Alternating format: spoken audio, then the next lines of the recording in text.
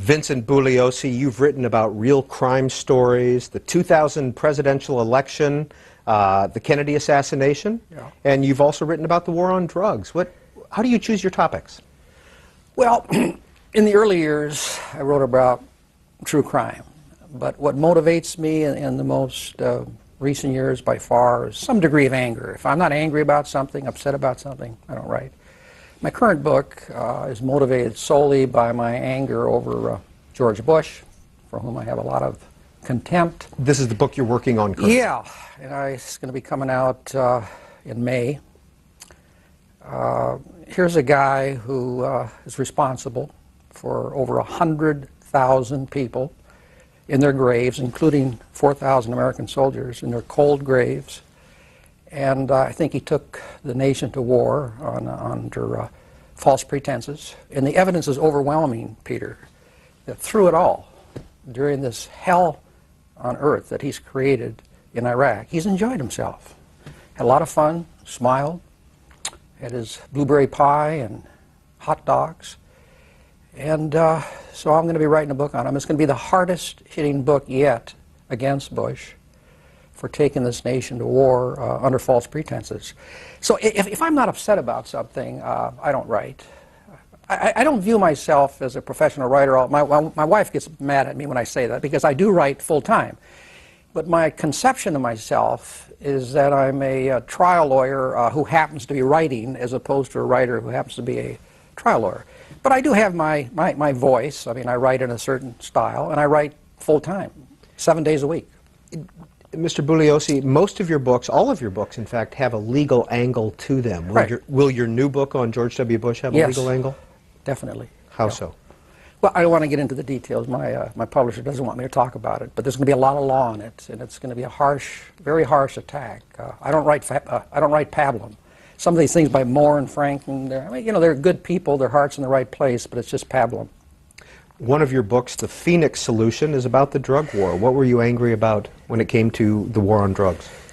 Oh, I see that stack of books you got there. All of these books here are based on a lot of facts, a tremendous amount of facts. And since that time, my alleged mind has been inundated and cluttered with thousands of other facts. I'll get into reclaiming history in a moment. To give you an example, it was believed, and I don't know if this is true or not, but it was believed that the Warren Report was the most heavily sourced, with citations, nonfiction book ever. 6,500 citations. Reclaiming History has over 10,000 citations, 170 pages on the CD of citations. And the book is higher, wider, smaller print. It would be about 250 to 300 pages in a regular book of citations, a whole book. These are citations to facts. What I'm saying is I'll do my best to resurrect in my mind for you the facts of some of these cases. But they go back a long time. I mean, Helter Skelter, 1974, that's over a quarter of a century ago. Now you're asking me about the drug thing, which is way, way, way behind me. I started writing the first book on drugs in 1989. At the time that I wrote, it was called Drugs in America, The Case for Victory, and then it came out in 1996 again under the Phoenix Solution. It was the #1 problem in America, according to polls. The first President Bush, his first press conference from the White House, he held up a bundle of cocaine bought outside the White House on the street. So it was the #1 problem. It continues to be a terrible, terrible problem in this country, claiming thousands of lives, destroying many, many other lives, and contributing in a great way to the present crime problem in America. Because these addicts, to support their habit, they steal, burglarize, rob. Many murders are drug-related. And it's still a very, very serious problem. I think it's the nation's most serious internal problem. But the media, for whatever reason, lost interest in it, and now it doesn't show up high on the polls. So why did I write the book? Well, I was obviously upset about the drug problem in America because it was extremely serious. at that time. And just looking back, as you're asking me, to go back to 1989, I think the book was based on a couple premises in realities. Number one, if we're serious about solving this drug problem, and I don't believe that we are. I don't believe that we are. I mean, certainly presidential administrations would love to solve the problem, but they're not willing to cross the street in the rain without an umbrella to do so. But we're really not serious about it. And we use the war metaphor, a drug war. It bears no relation to a real war. This nation shows what it does when it's serious about something. The first President Bush, Persian Gulf War, within a matter of a couple months, he mobilized an incredible military force of 500,000 men and women, persuaded 27 nations to join in the anti-Iraqi coalition. And it was all over oil. We didn't want the price of gas to go up in America. If they grew avocados in Kuwait, there wouldn't have been any war. That's what we do when we're serious about the problem. That was in 1991. And to contrast that, in 1992, the very next year, same president, he's at a summit, drug summit, San Antonio, Texas, with the 3 presidents of the Andean nations, Bolivia, Peru, Colombia. And he asked them, not demands, mind you, he asked them if they will cut down on their production of cocaine 50% in the following 10 years. Now, the previous year, could you imagine that president asking Saddam Hussein if he would remove 50% of his troops from Kuwait within a 10-year period? So we're not serious about the drug problem. And my point is that either we're serious or we're not serious. If we're serious, then since the problem is extremely severe, no question about that, then equally severe methods, revolutionary methods, have to be employed to solve the problem.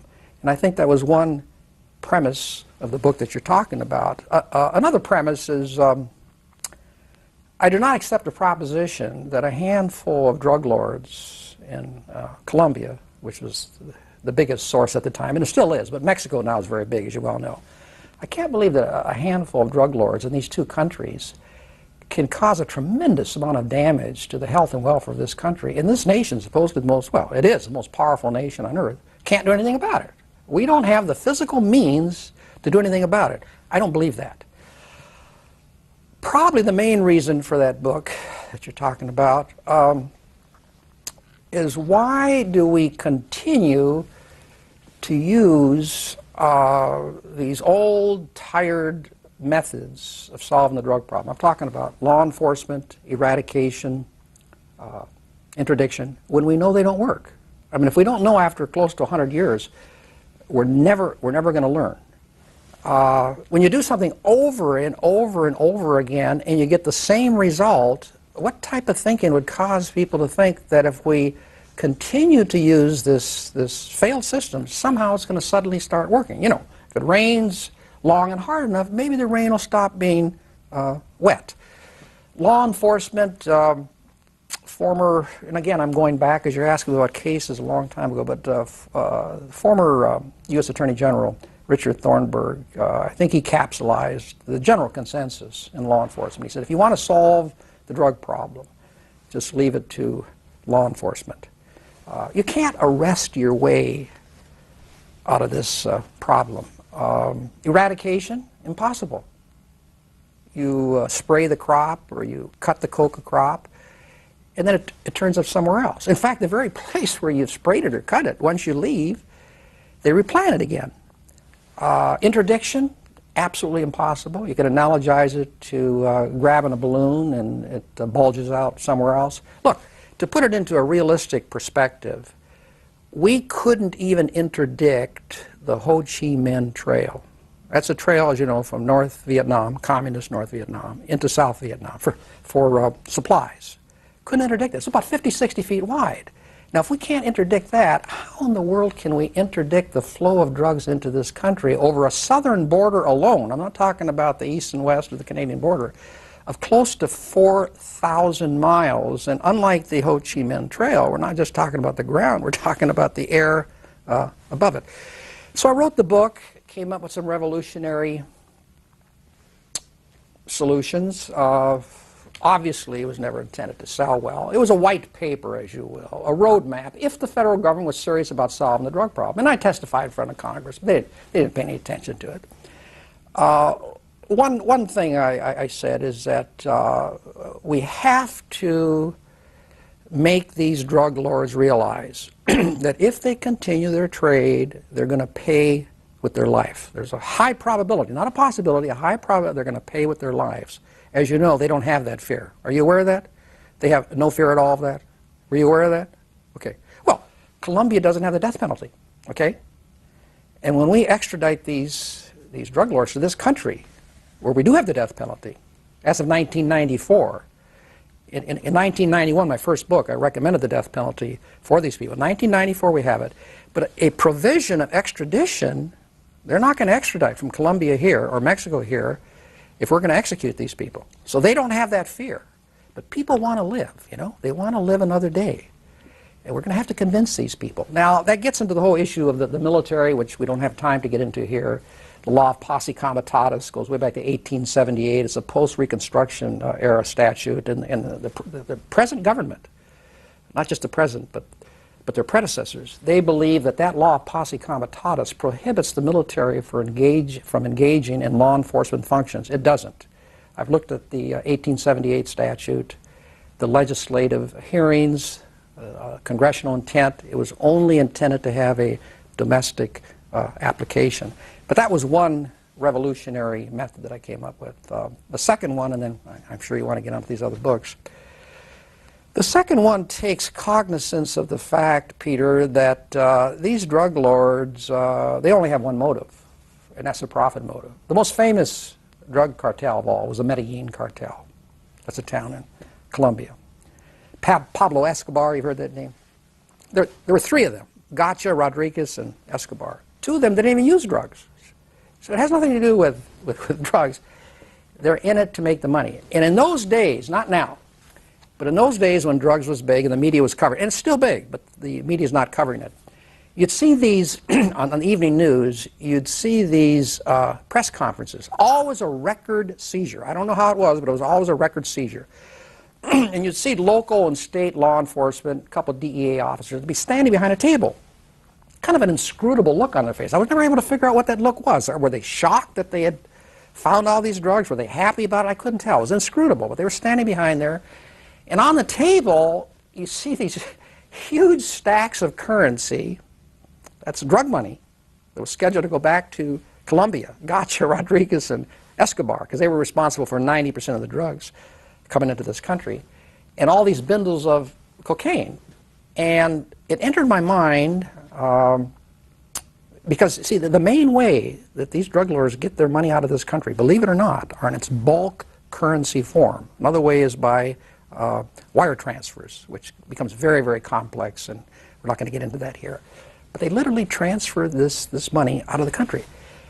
So the thought entered my mind, I don't know why it did, I was just looking at all this drug currency, I said, what if that drug currency never had any value once it left the geographical perimeters of this country? And that led to my proposal for a dual currency, a currency that's only exchangeable for goods in this country, and then a foreign currency for Americans traveling to other countries, tourists, and they want American dollars.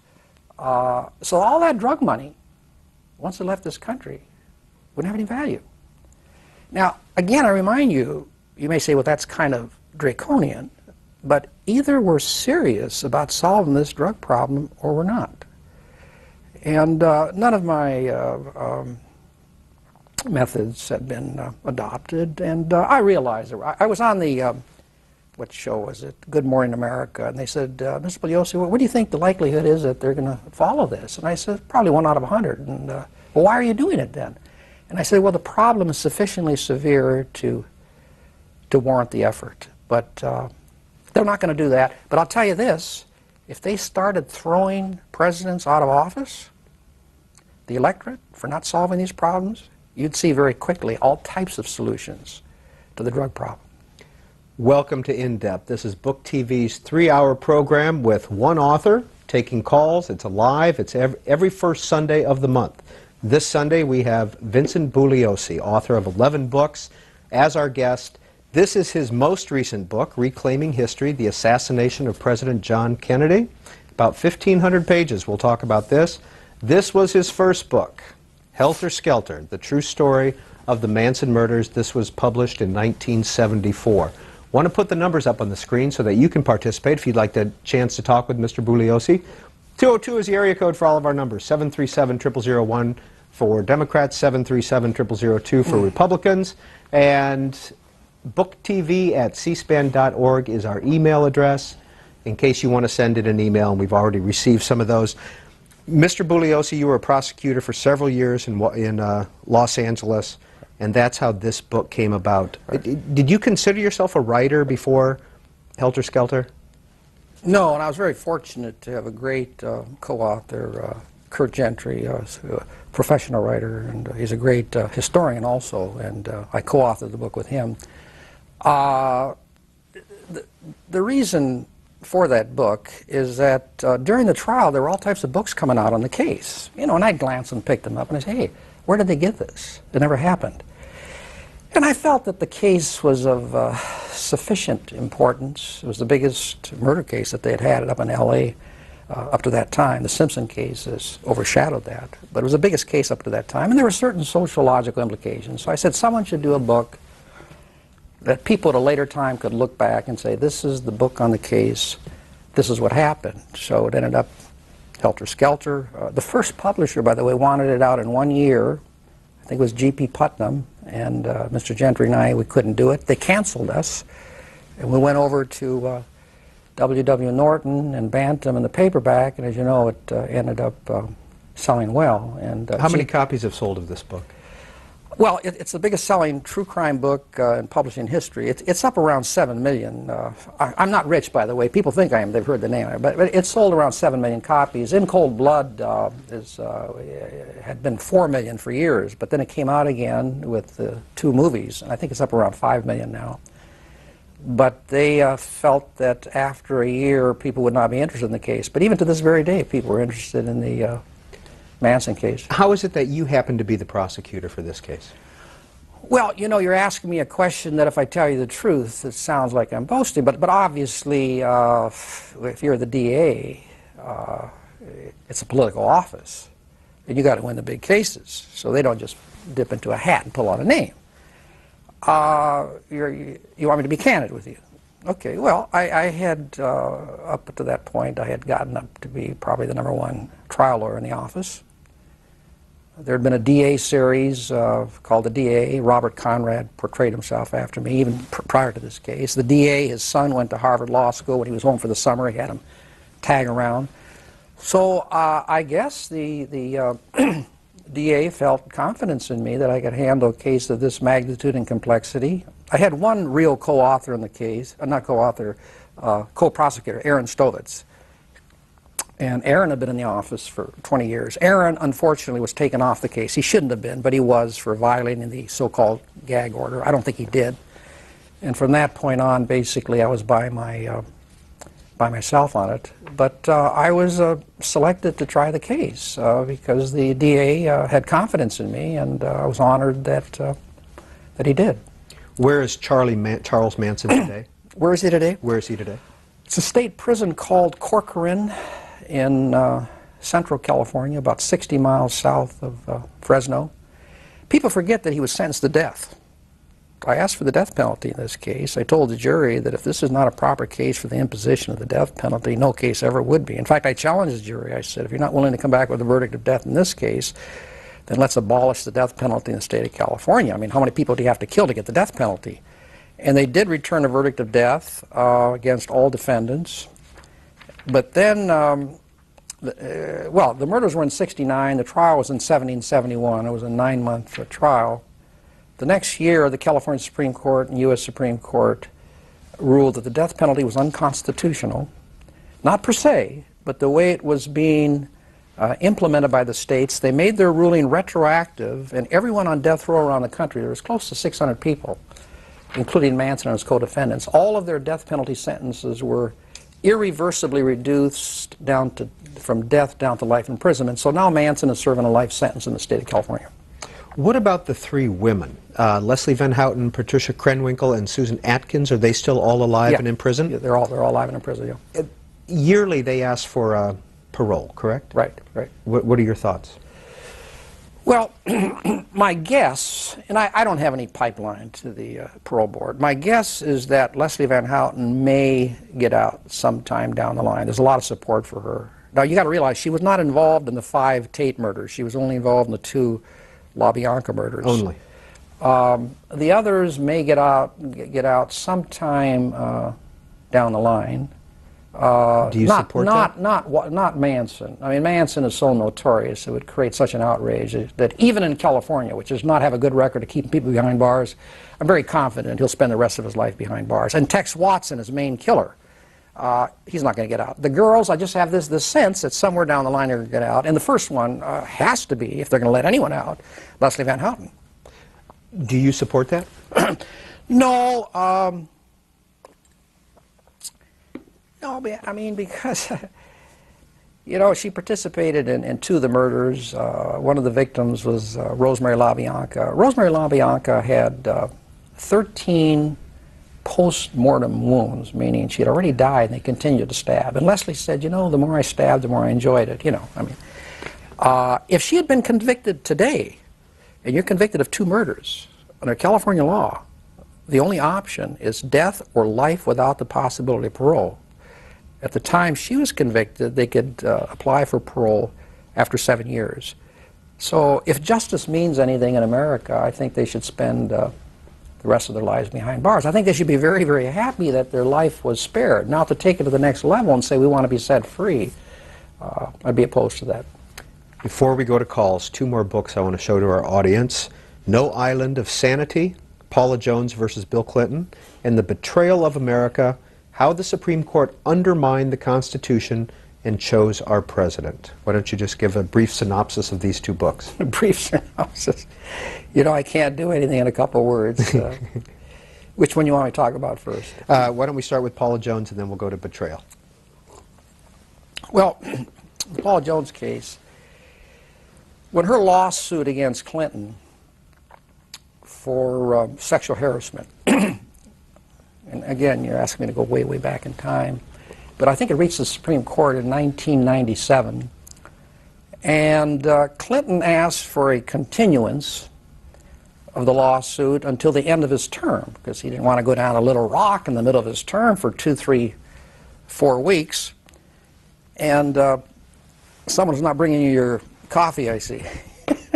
Don't you have a second cup right there? That's okay. Okay. Anyway, everyone, not everyone, but the overwhelming majority of people in America were opposed to the continuance. And they were mouthing this old bromide, no one is above the law, not even the president. Well, Clinton was not asking for immunity. He was asking for a simple continuance, and yet everyone was against the continuance. No one's above the law. And then when the court finally ruled that he was not going to be given a continuance, virtually the entire country again was very happy about it. I couldn't find any major American newspaper, magazine that was not in favor of it. The New Yorker, I think, summarized it, that it drew wide praise for enunciating or reflecting this bedrock American principle that no one is above the law. Even those people who felt that the decision was unfortunate, they weren't happy about it, people who should have known better. Lawrence Tribe teaches constitutional law, Harvard Law School, National Law Journal. They said, even though it's unfortunate, the court had no choice. No one's above the law. Well, I decided to write the book because the court did have a choice. And the Washington Post and New York Times agreed with No Island, taking a position that was very much against the position that these same papers, other people, the papers, had taken. Here's what this case comes down to. Are someone supposed to be giving you something because you constantly... I'm looking up at the screen. I'm looking at you and you're acting like you You need a cup of coffee or No, something. no, I'm just looking you at can the share screen my to see coffee if you see what the next call is, so that's all. Okay, well, I'm looking at you and you're... Apologize for that. You do what you think. You do your thing. I'm just saying, it looked like you wanted something very badly here. Where was I? You can't tell me because you're not listening to me. Tell you what. So you wrote this continuation. We were talking about the continuation. Here's where I was. I wanted to get on the main issue here. The main issue is this. Whenever the United States Supreme Court, or any court in the land, I don't care if it's a Malibu municipal court or some court up in Fargo, whenever a court is confronted with a situation where a valid, that's the key word, a valid private interest, here, Paula Jones's right to an immediate trial, is in conflict with a valid public interest, here, the right of 270 million Americans to have a president that can perform his duties undeterred by the tremendous distraction of a private lawsuit. The court must. It has no choice. If one of the interests is invalid, then you have a choice. But if they're both valid, they have no choice, and all courts in the land balance the interests. I remember that from my constitutional law course in school. They always do it because they have no choice. To see which interest outweighs the other, which is the one that's entitled to the most judicial protection. In the Paula Jones case, for some strange reason, almost mysterious reason, the court did not balance the interest. If you read the opinion, I can't tell you why. They focused in exclusively on Paula Jones's right to an immediate trial, totally overlooking the national interest. Now, if they had balanced the interest, under what conceivable argument under the moon could you make the argument that Paula Jones's individual right to a speedy trial outweighs and is more important than the right of 270 million Americans to have a full-time president perform his duties undeterred by a private lawsuit? It's absurd on its face. Under the, if I can remember the name of the, it's the Soldiers and Sailors Civil Relief Act. I think it came out in 1940. A buck private, Fort Benning, Georgia, even during peacetime, is immune or is legally entitled to have all civil lawsuits against him continue to the end of his active duty. Why? So that he can devote all of his attention, all of his energies towards his duties. What are his duties at that point? Probably to learn how to assemble and disassemble an M16 rifle. Yet the President of the United States, who has the most important, demanding job on earth, he's not. I mean, under what previously recognized form of logic would that apply? Let's talk about the other book after we get some calls in. Santa Cruz, California, you're first up with Vincent Bugliosi. Good morning, or good afternoon. Good afternoon. If you look at it the way it was with President Clinton, now look at it the exact opposite now the way it is with President Bush, with all the things that he has done and he has not been held accountable. I'm wondering if, because he's president, how he's getting, is there any way for him not to be able to get away with what he's doing, what he's done, all these 100,000 people that are now gone off the planet, and our boys, our young men, not to mention the treasurer, and that it's just a complete calamity. Well, you're confusing a civil lawsuit from a criminal lawsuit. In a criminal lawsuit, it's people of the state of California versus so-and-so, or the federal government, United States versus so-and-so. When you're talking about crimes that you just mentioned, only the federal government or the state government can apply. I was referring to a civil lawsuit. The parallel would be some guy down in Waco, Texas, who entered into a contract with President Bush several years ago. Now he's alleging a breach of contract, thousands of papers, hundreds of documents. Now is Bush supposed to go down to Waco, Texas for a whole month in the middle of his term to defend himself against that lawsuit? It's preposterous on its face. And by the way, the court in Jones versus Clinton, they made no distinction between peacetime and wartime. So it was a crazy decision on its face, and yet, and I'm not a constitutional scholar, I'm the only one who wrote a book on that case. Apparently there was a group of professors that were going to do so, but that's the only book that was written on this case. And I might say, tying in what this person said, that case, the Paula Jones case, in a way, but for causation, is responsible for the Iraqi war. You want to know how? I'll tell you how. Tell me if I'm off base, okay? Be candid with me as I'm being candid with you today. Before Clinton settled that lawsuit, okay, Paula Jones's lawyer took a deposition from Clinton. And in that deposition, he denied having sex with Monica Lewinsky. It's a question that never should have been asked, and the judge later said that question was an improper question. I should never have allowed it to happen, and in the trial, it's not relevant. I could tell you why it's not relevant, but we don't have to get into that issue. So he denied having sex. He lied about having sex with Monica Lewinsky. At which point, the monstrous, grotesque Ken Starr, whom I view as being one of the most reprehensible figures in American history, the DA of Manhattan said that Starr violated every prosecutorial rule in the book. He jumped in, seized on it, and almost brought the Clinton administration to its knees. Here's a guy that was set up in Washington, D.C., asking people to call him, you know, checking the private consensual sex life of the president. He first started out in Watergate 20 years earlier. Couldn't find anything, so then he decided to check the private consensual lawsuit of the president. Okay, so he's investigating this thing, $70 million effort, 7-year effort, comes out with a report. I don't know how many pages it was, but it was a thick, thick report. 4 references to, not Watergate, Whitewater. Over 500 references to sex. And he kept repeating himself. But poor Ken couldn't find the space in his report, and I understand there was a space problem. It was a 450-page book where Monica Lewinsky testified in front of the federal grand jury. President Clinton did not ask me to lie, and no one promised me any job for my testimony. Ken couldn't find any space in his book for that. But would he have found space if she had said that he asked me to lie and I was promised a job? Yeah. I'm going off on a tributary.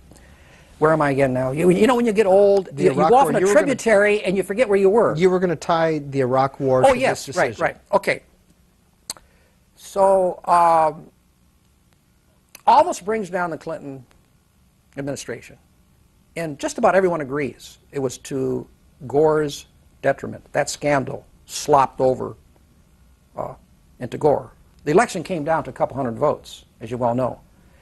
And Gore compounded it by not utilizing Clinton to gather votes. I guess he's a pretty good vote getter. He distanced himself from it. So the general belief is that without that Monica Lewinsky scandal, Gore would have won the election and there would not have been an Iraqi war. Now, maybe I'm off base here, but I think there is an umbilical cord between the ruling in the Paula Jones case and the Iraqi war. See the danger of someone calling in, I go off on all these tangents. Well, let's take another call then. Okay. Springfield, Illinois, you're on with Vincent Bugliosi. This is In Depth on Book TV.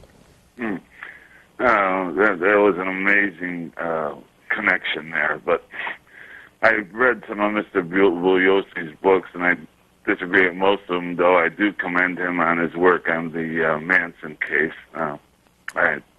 I do think the women have changed, and I do hope they do get parole. If you ever see films of them now, they're obviously different people and they're younger people. But I wanted to talk about the drug issue. I'm a former substance abuser, and I'm now a writer and a political analyst. And I was listening to Mr. Bugliosi's description on some of his prescriptions for stopping the flow of drugs in America. And my contention is, and I'm a conservative here, my contention is there's a lot of people that don't want to see this flow of drugs into America stopped. I believe that there's a huge failure at the local prosecutors and state's attorneys. Can I just give you an example? Very short. I visited Chicago after a number of years and found out some of my friends were still getting high. and I found out who they were buying their drugs from. I called everyone, from the local precinct to the DEA. I couldn't find anyone to go after this person, and I hung up my phone and I said to my wife, "They don't want it stopped." And until you stop the demand, this is my point. Until you stop the demand at home, and prosecutors get serious, and people stop living off of this industry, you're not going to stop illegal drug uses, and it's going to hurt America and kill millions of people like it has. So thank you, caller, Mr. Bugliosi. Well, he didn't get into how you stop this demand. He avoided that issue, and that's the central issue. But I think his point was he tried to reach out and nobody cared. Okay. Nobody on the law enforcement level. Yeah, the rebuttal to what he said, go down to any state or federal courtroom, okay? Over 50% of the cases are drug cases. How did they get there? Someone arrested these people. No, the courts are flooded, absolutely flooded with court cases. But you see, I agree with what he says, that if you can stop the use of drugs, fine. The problem is solved. But you can't stop the use of drugs. You can't arrest yourself out of this problem. There's this voracious demand for drugs in this country. So people talk about going to the source, and they say the source is the user. If we can stop him from using, there's no problem. But how do you stop them from using? Can't be done. But just like even Houdini can't pull a rabbit out of the hat when there is no rabbit in the hat, a user can't use drugs if he has no drugs. Other people say, well, eradication. Let's eliminate the coca fields. That'll solve the problem. It's a secondary source because you can't stop it, like I told you. Interdiction, you can't stop it. To me, the primary source of the drug problem is the minds of the drug lords, who sets all of these things in motion, the whole process. Coca fields don't have feet of their own. Cocaine laboratories don't have hands of their own. Someone at the top of the pyramid decides to make all these things happen. And if you convince these people, if you make these people not want to do it, it's not going to happen anymore. Now, you're never going to have a solution to the drug problem, but you can reduce it to manageable proportions. And one way is to let these people know. You know, they're reading their paper in Bogota over coffee in the morning, and they say, oh, Jose was just executed in New York City. You know, why do they want to do that when they can go over to Europe and still be billionaires? Now, some people say, well, Mr. Bugliosi, that's terrible. You're sending them over to Europe. Well, what about a home that has barking dogs and an alarm system and someone with a rifle behind the door? I guess they shouldn't have that either, because then the person might go next door. We're talking about helping America. So this fellow here has said some things that have merit, but they don't go anywhere. That's a term in trial lawyers say. Where does it go? And there's a limited amount of merit to what he says, because he apparently has not visited courthouses in America. They're absolutely overflowing with drug cases. Well, two other books that you've written. And you don't get to drug cases unless someone arrests these people. Two other books, both true crime stories, Till Death Do Us Part, with Ken Hurwitz, and The Sea Will Tell with Bruce Henderson. In this book, however, And the Sea Will Tell, you went from being a prosecutor to a defense lawyer. Yeah. Do you want to get into the betrayal of America at all, or? We will get into later? that, Okay. but I am interested in your switch from being a prosecutor to a defense lawyer. Well, I was in private practice at the time, and I don't defend people charged with murder unless I think they're innocent. And you thought Jennifer in this story was innocent? Yeah, although a lot of people don't agree. I have found that there's a tried and true way of eliminating the unjustly accused from a trial, because by the time someone reaches that trial level, they've gone through a sifting out process, and chances are the real robber and rapist or murderer is at that console table. He's not somewhere else. So when you have a conviction rate in felony jury trials down to 72 or 75%, it's not because the true defendant was not at the table, but because either the DA or the police did not do their job. So they're almost always guilty. Not always. They're innocent people. But usually it's at the original stage of the arrest. By the time they reach the trial level, you usually got the right guy. And I just don't want to defend these people. I would defend someone charged with murder, even though I knew they were guilty. If I was the only lawyer around, the right to counsel is very sacred in our society, much more important than any personal predilection on my part. But we don't have that problem. LA's got 50,000 lawyers stumbling over each other's feet to get the cases. You know how many lawyers went down to the LA County Jail when Charles Manson was down there and signed in? Over 200 lawyers. To defend him? Yeah, well, I guess that's why they went down there. Mel Belli offered to represent him free of charge. So we don't have that problem, so I'm free to follow my inclination. There's nothing in the canons of ethics of the American bar that say you have to represent everyone who comes to your door. And I just don't want to defend people charged with murder. I mean, take some vicious person who picks up young girls, sexually abuses them, brutalizes them, then murders them and dumps them on the side of the road. What conceivable reason under the moon would I have? It's not a matter of ethics. It's a matter of motivation. How can I be motivated to work 100 hours a week, knocking myself out, trying to figure out a way to get this murder off? And I'm not unmindful of the fact that if I were to get this murder off, and then he goes out and does it again, I can rationalize all I want. But I'm somehow involved in that second murder. Because if I hadn't deceived the jury the first time around, there wouldn't have been a second murder. So the bottom line is that although I'm not a law and order fanatic, in fact I'm very suspicious of people who are, I do believe that when someone commits a very, very serious crime, they should be severely punished, and I don't want to be in a position of frustrating this normal justice. So let me give you a little background on And the Sea Will Tell. There's this couple in San Diego, Mac and Muff Graham. They had this incredible boat, 38-foot ketch, double-masted. It's called the Seawind. And they put everything into that Seawind, the best of everything in there. And they had traveled all over the world.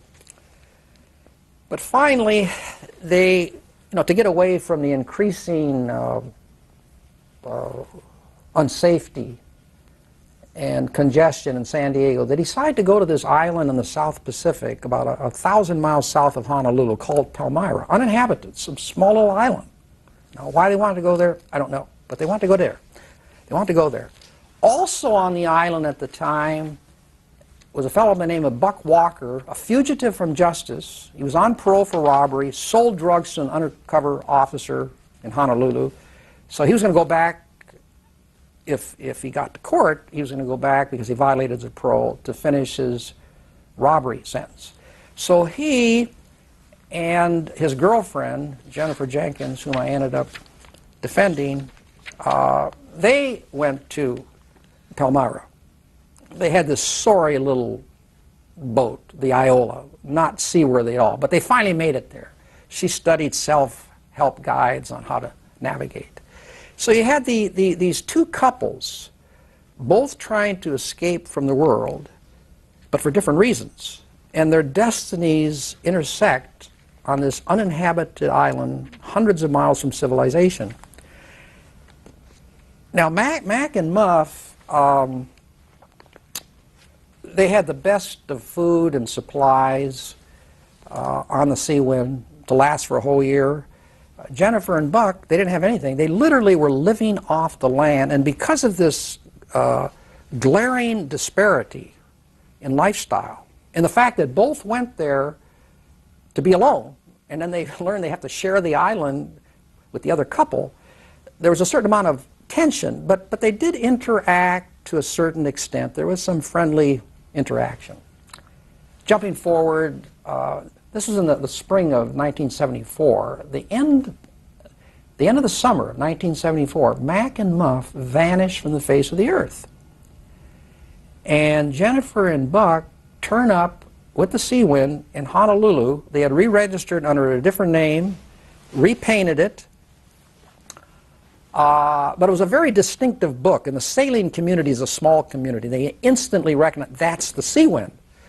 So Buck and Jennifer were arrested and prosecuted and convicted for the theft of the Seawind, but not for murder at that point. Now we jump ahead, I think it was November of 1980. There's another couple on the island from Johannesburg, South Africa. And a couple months later, early January 1981, she's taken her daily constitutional walking along the shore of the lagoon, and she sees something glistening in the sun. She gets closer to it, and she recoils and screams. It was a gold-capped tooth in a skull, identified by dental records from San Diego as belonging to Muff Graham, and next to it was this aluminum container, and the lid had come off. Well, at that point, Jennifer and Buck were arrested, prosecuted for murder. Mac's body has never been found to this day. It was the biggest case that Honolulu had ever had.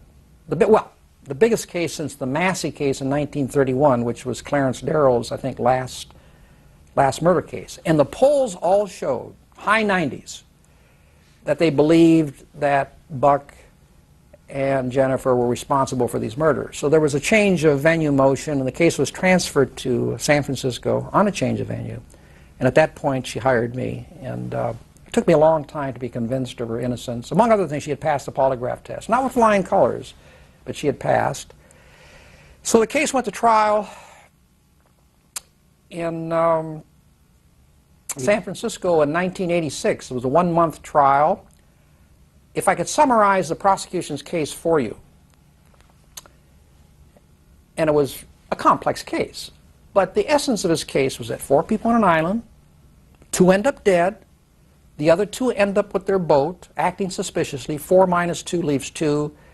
And my job was to convince the jury that 4 minus 2 leaves 1. Buck Walker was convicted. My client was found not guilty. But I have to say that although I believe Jennifer's innocent, I strongly believe that, I'm not sure. I'm not sure. I mean, I wasn't on the island. At one point in the book, I think I say if the dogs could only talk. There were 2 dogs on the island. And every now and then I get because I get letters from people. I get, letters saying that she pulled the wool over my eyes. I get a little chill wondering, is it possible that I got a murderer off? I don't think so at all. I feel very confident I didn't. But I can tell you that if it ever was determined that I got a murderer off, it would bother me very, very much for the rest of my life. Our guest on In Depth is Vincent Bugliosi. We will be here until about 3 p.m. Eastern Time with Mr. Bugliosi, taking calls, going through his body of work. Next call for him comes from Long Beach, New York. Long Beach, we're going to put you on hold until you get your volume turned down so we don't get the delay. Milwaukee, Wisconsin, you're on with Vincent Bugliosi.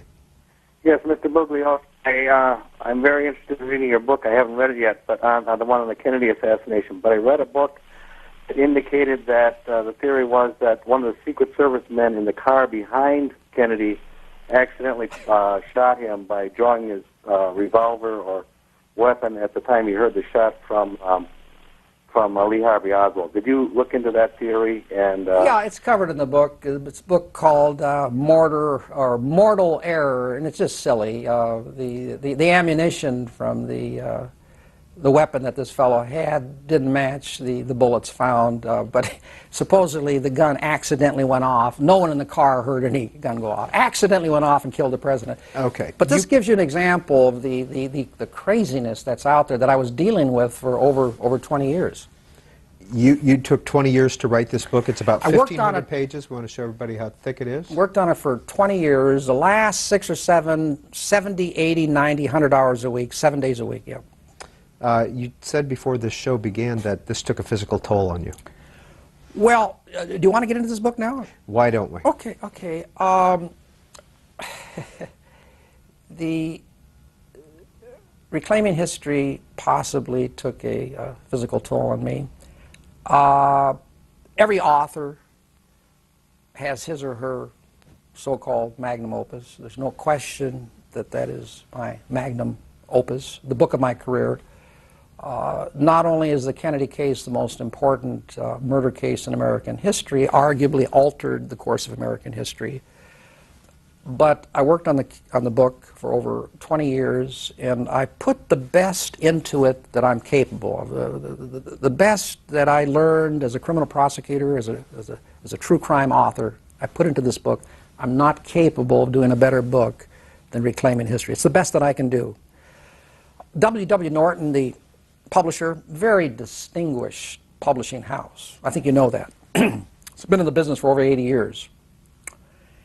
And I was very honored when I was told that the old-timers at W.W. Norton were saying that they were more proud of Reclaiming History than any other book that they had published in the history of that publishing house.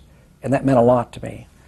I've been fortunate to have 3 books, true crime books. They got up to #1 on the New York Times bestseller list. And I never boasted about the books, not because I didn't think the world of them, but it just would be in, I guess you could say, poor taste, unbecoming. Now, I did, as I'm doing now, talked about the intriguing, fascinating facts upon which the books were predicated. But I did talk about the books themselves. But I have to say that it's difficult. Sir, I'm sorry. No, I'm sorry.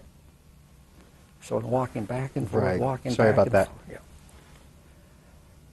I have to say that it's difficult for me to speak candidly about Reclaiming History without sounding boastful. And I'll tell you why. Because the alternative is almost worse. Someone could think, well, it's just another one of the close to 1,000 books on the assassination. And it's not. It absolutely is not. I did not write Reclaiming History for the money, although I certainly hoped it would make money. Don't get me wrong, I got to feed the family. But that was not the motivation why I wrote this book. With the increasing superficiality in our society, and I think you'll agree with me on that, Peter, and the desire for instant gratification, and fewer people are reading books. If you want to make money, you don't put out a book of over 1,600 pages. There was a review of a book a couple weeks ago in the New York Times, and the reviewer said that this book was 609 pages, was unreasonably long. Okay, so this is over 1,600 pages, cost $50, very expensive, although as I understand on Amazon.com for some funny reason, I don't know why, it's much more inexpensive. But if you're trying to make money, you don't put out a book of over 1,600 pages with a CD of another 1,100 pages. This book, at over 1.5 million words, is the equivalent of about 13 volumes of 400-page books. So if you want to make money, you don't put out a book like this. I did not write it for the bestseller list. I wrote it, and it sounds presumptuous, and I'm being candid with you. This was my state of mind while I was writing this book. I wrote this book for the ages. That was my state of mind. And the Los Angeles Times, in the review, said, finally someone did it, put all the pieces together. Reclaiming History is a book for the ages. The Wall Street Journal said it was unlike any other book ever written on the assassination, and said it belongs on the shelves alongside the Warren Commission investigation and the House Select Committee on Assassination, the 2 main federal investigations. Now, both of those investigations had large staffs of lawyers and investigators and budgets in the millions of dollars. Philadelphia Inquirer said that 100 years from now, when historians want to know what happened in this case, they're going to read Reclaiming History. The great American novelist Scott Turow said centuries from now, people are going to be reading Reclaiming History. And I think that's the reason why Tom Hanks and his people are going to be doing a 10-hour miniseries on Reclaiming History for HBO. So I'm very, very proud of the book. But again, I'm talking about the book, and it sounds boastful, but the alternative is that, well, it's just another book on the assassination, and it's not. And of course, we learned from Churchill that modesty is not always a virtue. You know, he was running for re-election against Clement Attlee. And I think one of the British journalists says, you know, Sir Winston, you have to agree that Mr. Attlee is a lot more modest than you are. Whereupon Churchill said, yes, but then again, he's got a lot more to be modest about. So modesty is not always a virtue, but I would rather not boast about this book. But if I don't, there's the danger of people saying it's just another of the close to 1,000 books, and it's not. It's a very special book. I'm very proud of it. I may have bit off more than I can chew in writing this book. I have always been immune from the deprivations of work. Work has never, ever bothered me. I used to try 2-3 month murder trials, and at the end of it I felt nothing at all. And there were other lawyers that tried a 2-3 month drunk driving case, and they'd have to go to Palm Springs to recuperate for a couple of days because of the stress. But I had never met the Kennedy case before. I had met it from a prosecutorial standpoint. That's how I got involved in this case. Did you know that I, quote, prosecuted Oswald in 1986? We can get into that with Jerry Spence. The mock trial. Yeah, yeah. Mm-hmm. They called it a docu-trial because it was somewhere between a mock trial and a real. We had the original Warren Commission witnesses, no script. They called me and they said, Mr. Bugliosi, we know you have a love affair with your yellow pad. That's the script. We had the original Warren Commission witnesses. We worked on it for close to a half a year. Spence had 2 lawyers in his law firm working full-time on it. And Jerry will tell you the same thing that I did, that he and I worked on this case as hard as any other murder case that we did in our respective careers. Now again, where was I? You were talking about the book, the trial, but basically... no, there was something else we're talking about. I go up... Mr. Bugliosi, who done Don't it? get old, by the way. Who done it? Okay, but no, but there was something else, some other point that I was trying to make, and I forget where I was, and I went off on this tangent. I just can't remember what I was talking about. But who done it? Who done it? Who done it? Who done it? Well, Lee Harvey Oswald did it. Period. Yeah, well, absolutely.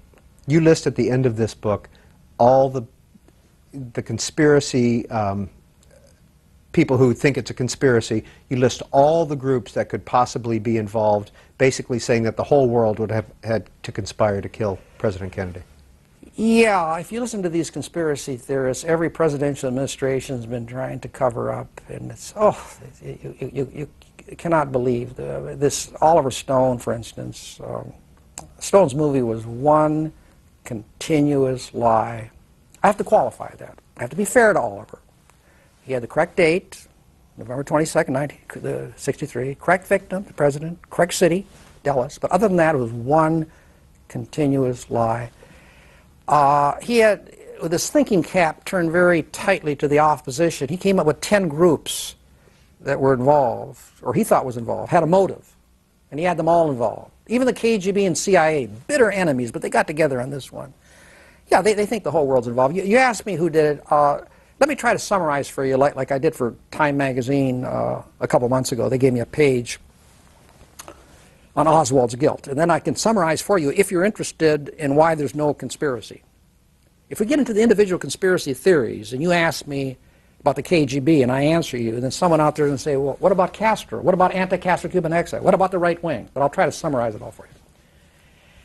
I learned as a prosecutor, and you don't have to be a prosecutor, common sense, that if you're innocent of a crime, chances are there's not going to be any evidence at all pointing towards your guilt.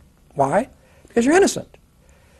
But because of the nature of life, the unaccountability of certain things, now and then a piece of evidence will point towards your guilt, even though you're innocent. And an extremely unusual, rare situation, maybe even 2, 3 pieces of evidence, strong evidence, point towards your guilt, even though you're innocent.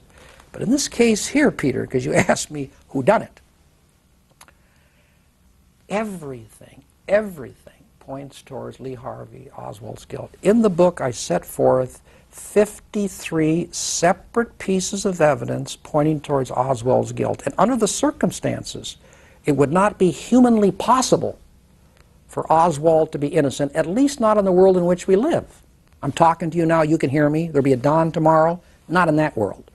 Only in a fantasy world can you have 53 pieces of evidence pointing towards your guilt and still be innocent. I'll just give you a couple brief pieces of evidence. The murder weapon was his, okay? I mean, that's pretty powerful evidence, right? The murder weapon, Mannlicher Carcano rifle, owned, possessed by Lee Harvey Oswald. After the shooting in Dealey Plaza, he's the only guy that flees the building. Everyone else is there. They have a roll call. Oswald takes off. 45 minutes later, He kills Officer J.D. Tippit, Dallas Police Department. I told the jury in London during that trial, I said that murder bore the signature of a man in desperate flight from some awful deed. 30 minutes later, he resists arrest, pulls a gun on the arresting officer. During his interrogation by the Dallas Police Department, he told one provable lie after another, all of which showed a consciousness of guilt. When someone tells me they don't think Oswald is guilty, I know one of two things. Either that person is unaware of the evidence or he's just some silly person. Now, on the issue of whether there was a conspiracy, and I'm trying to summarize billions and billions of words that have been written, as I did for time, in just a couple paragraphs. There's no credible, let's italicize the word credible, there's no credible evidence that the CIA, the mob, the military-industrial complex, any of these other groups were behind the assassination. All there is speculation. I told the jury in London, I said, you know, folks, I says, 3 people can keep a secret, I said, but only if 2 are dead. And here now, close to 44 years later, not one word, not one syllable has leaked out. Why? Because there's nothing to leak out, Peter. Number 2, I'm trying to summarize everything for you. There's no evidence that Oswald ever had any connection with any of these groups believed to be behind the assassination. And believe me, the FBI checked out every breath that this guy ever breathed from the moment that he arrived back from the Soviet Union on June 13th, 1962, until the day of the election. 25,000 interviews. No evidence of any connection that he had with any of these groups believed to be behind the assassination. Number 3, let's assume that one of these groups wanted to kill the president. And I reject that out of hand. Literally reject it out of hand. Not in the book. This is the first book that takes on all of the conspiracy theories. No other book has ever done that, and demolishes all of them. So I discuss it in great depth in the book, separate chapters. But between you and me and the lamppost, I reject it out of hand. CIA. Do you know who was the head of the CIA at the time of the Kennedy assassination? His name was John McCone. You know who John McCone was? A personal friend of President Kennedy. He appointed McCone CIA director. Then he's going to turn around and kill him because I guess he didn't invite him to a function at the White House. I mean, it's just crazy on its face. But let's assume, for the sake of argument, that one of these groups wanted to kill the president. Oswald, who we know killed Kennedy, would be one of the last people on the face of this earth whom they would have gone to. Why? He was not an expert shot. He was a good shot, but not an expert shot. He had a $12 mail-order rifle, notoriously unreliable, extremely unstable. I mean, here's a guy, Peter, that defects to the Soviet Union pre-Gorbachev. I mean, even today, who in the world defects to the Soviet Union? And then he gets there, wants to become a Soviet citizen. They turn him down. What does he do? He tries to commit suicide. He slashes his wrists. Just the type of guy, I'm being sarcastic now, just the type of guy that the CIA or mob would want to rely upon to commit the biggest murder in American history. Let's take it a step further, final step. Let's assume that one of these groups, for whatever reason, wanted to kill the president. And they go to Oswald, they want him to be the hitman, and he agrees to do it. Let's see if where that takes us makes any sense. After Oswald shot Kennedy in Dealey Plaza and fled the building, one of 2 things would have happened. Now let me tell you the least likely thing that would have happened. The least likely thing that would have happened, there would have been a car waiting for him there to help him escape down to Mexico, Costa Rica, wherever. Certainly the conspirators wouldn't want their hitman to be apprehended and interrogated by the authorities. That's the least likely thing that would happen. The most likely thing that would happen, I think you already know, Peter, what I'm going to say. Go ahead. Well, I'll say it. Well, the most likely thing that would have happened if the CIA or mob or military-industrial complex had Oswald killed Kennedy for him, there would have been a car waiting for him to drive him to his death. You know that would have happened. And yet we know that Oswald's out in the street with $13 in his pocket trying to flag down buses and cabs. That fact alone tells you there was no conspiracy. And in the book I set forth 32 reasons why there was no conspiracy. The presidential motorcade itself that brought the limousine right below the 6th floor window where Oswald was, that wasn't even determined, that route, until November 18th, 1963. Does anyone really believe that the CIA or whatever group is going to conspire with Oswald to kill the president within 4 days of the president's visit to Dallas? That's pure moonshine. It's crazy. Long Beach, New York, you're on the air. Thanks for holding. Vincent Bugliosi is our guest. Long Beach is gone. We will move on to caller. Where are you calling from? Orlando, Florida. You're on, Orlando. Go ahead with your question for Mr. Bugliosi. Yes, Mr. Bugliosi, it's a real privilege. I have a comment and a question regarding the possible impeachment of President Bush and Vice President Cheney. About a month before we invaded Iraq, President Bush went on television saying that our planes were dropping millions of leaflets all over Iraq, instructing the Iraqi soldiers to stay home, don't fight our troops, and the United States would take care of you and your families. The Iraqi soldiers did go home, and they did not resist our troops. But Paul Bremer, the top civilian leader in Iraq, issued an order dissolving Iraq's army, which numbered about 500,000. These Iraqi soldiers were not part of Saddam's Republican Guard. They were mostly young men who joined the Iraqi army as a means of supporting their families. Caller, what's your question? Question. Not too long after Bremer dissolved the Iraqi army, the insurgency began, and the Iraqis started killing our soldiers. As a prosecutor, would you say that Bush, going back on his promise to take care of the Iraqi soldiers, caused the insurgency and the deaths of our soldiers, and shouldn't Bush criminally be charged for such? Well, I'm not familiar with all the things that you said, ma'am, and therefore I don't want to comment on it. I'm not trying to avoid it, but you said several things that I did not know about. I think I've heard some of them, but again, I don't want to be evasive, but your question presupposes a lot of stuff that I'm unfamiliar with, and I hate to form an opinion on anything without being completely familiar with all the facts. So I'm going to have to pass on that question. But about impeachment, ma'am, you know, we impeach presidents in this country who have consensual sexual relations, private consensual sexual relations. We impeach them. So what you're talking about with Bush is a lot more serious than that.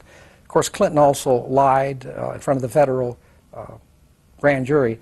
But you set forth things that I just don't know about. I've heard vaguely, but I'm not in a position to state categorically whether that particular thing would be a ground for impeachment. What is your take on the Nixon resignation?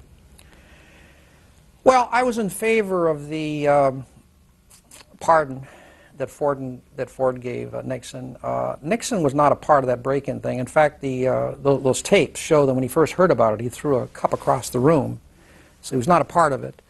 I took the position more of the Europeans that, again, we have to balance the interests. You don't bring the downfall of an administration over something like this. And also, you know, there's many ways to punish a person. The criminal law is just one of them.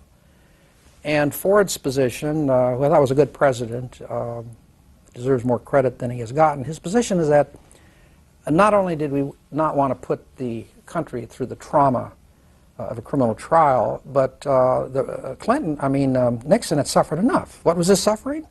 Well, the greatest hurt that could ever be imposed upon a president, the greatest harm. He had to resign the presidency in disgrace. So he had already suffered tremendously. And I was about to write a book at that time called Watergate, Watergate, yeah. It was Whitewater Watergate. Watergate, America's finest hour of hypocrisy. But other commitments prevented me from doing a book. But since that time, we've gone on to the Clinton thing, which was much less.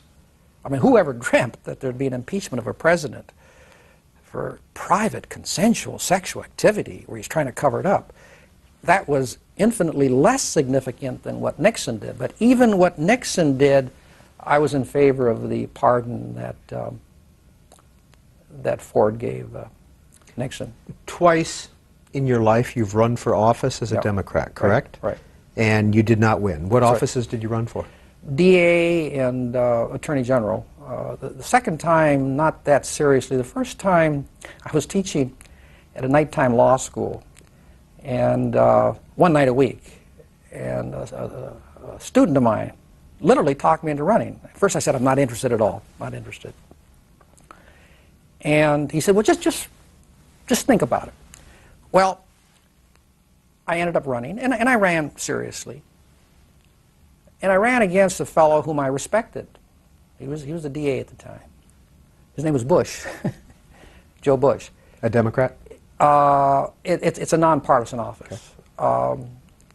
Joe, I can talk about it now because it's come out in the paper. Joe was a good man, a good prosecutor, but he had a drinking problem. He'd start out in the morning drinking, and there was evidence that sometimes he'd have to be carried into his home at night by one of the investigating officers. And one of the investigating officers actually came to me and was willing to call a press conference with me, that he'd have to carry poor Joe into his home at night, and I wasn't interested in that, so I didn't do that. So I ran, and this kid who talked me into running, he had no experience. He became my campaign manager. We were outspent about 7-1. And I found out something about politics. I was just running to be the head of a law office, I thought. Just be the head of a law office. And I talked about increasing the conviction rate in felony jury trials from 72% up to, it should be about 99%. Having a training program for the deputies, going after industrial polluters, getting into corporate fraud and stuff like that. And they take me around to visit contributors, and I would not ask for money. I knew why I was going there. The person with me would ask for money.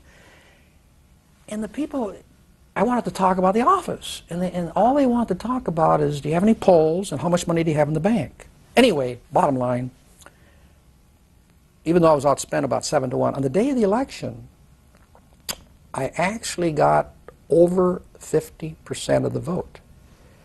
And I was overcome on absentee ballots, which were submitted earlier, and I lost by 1/4% out of about 3.5 million votes. But I'm not cut out for politics, but that was my exposure.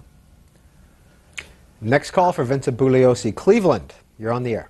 Hi, how are you? In the last week or two, General Alexander Haig stated that he had seen intelligence come across his desk immediately after the death of the president, saying the Cubans were involved, and also on the History Channel they had an hour show about what was in the CIA file about Oswald, excuse me, supposedly meeting with the head assassin in the Western Hemisphere of Soviet military intelligence, the GRU. And I was wondering, what are your comments about that? Before you answer... Caller, is this a case that you have followed closely over the years? No, I just watched, I just heard the news, and I just watched the... I think Oswald acted alone. One reason is I visited Dealey Plaza, and I thought it was a very easy shot to kill the president, and this grassy knoll stuff is just nonsense. All right, thank you. Mr. Bugliosi. His first question is what now again? It was about Mr. Oswald visiting with the head assassin. No, that was the second one. And that was the History Channel portion of that. Something about in the system or something. I didn't hear what he said. Shall I repeat the question? If you're still there, yes. I'm very sorry. A week or two ago, General Alexander Haig, who was working in the White House or whatever at the time of the assassination, said that across his desk came intelligence saying that the Cubans were involved with murdering President Kennedy and were involved with Oswald. Well, there's no evidence whatsoever of this. And I have to say about Haig, he's lost credibility with me.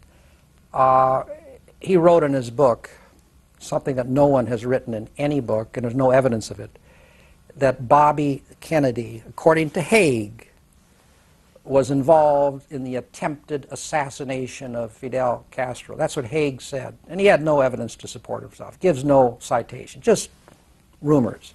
Bobby Kennedy was heavily involved in Operation Mongoose, which was to overthrow Kennedy, okay? Castro.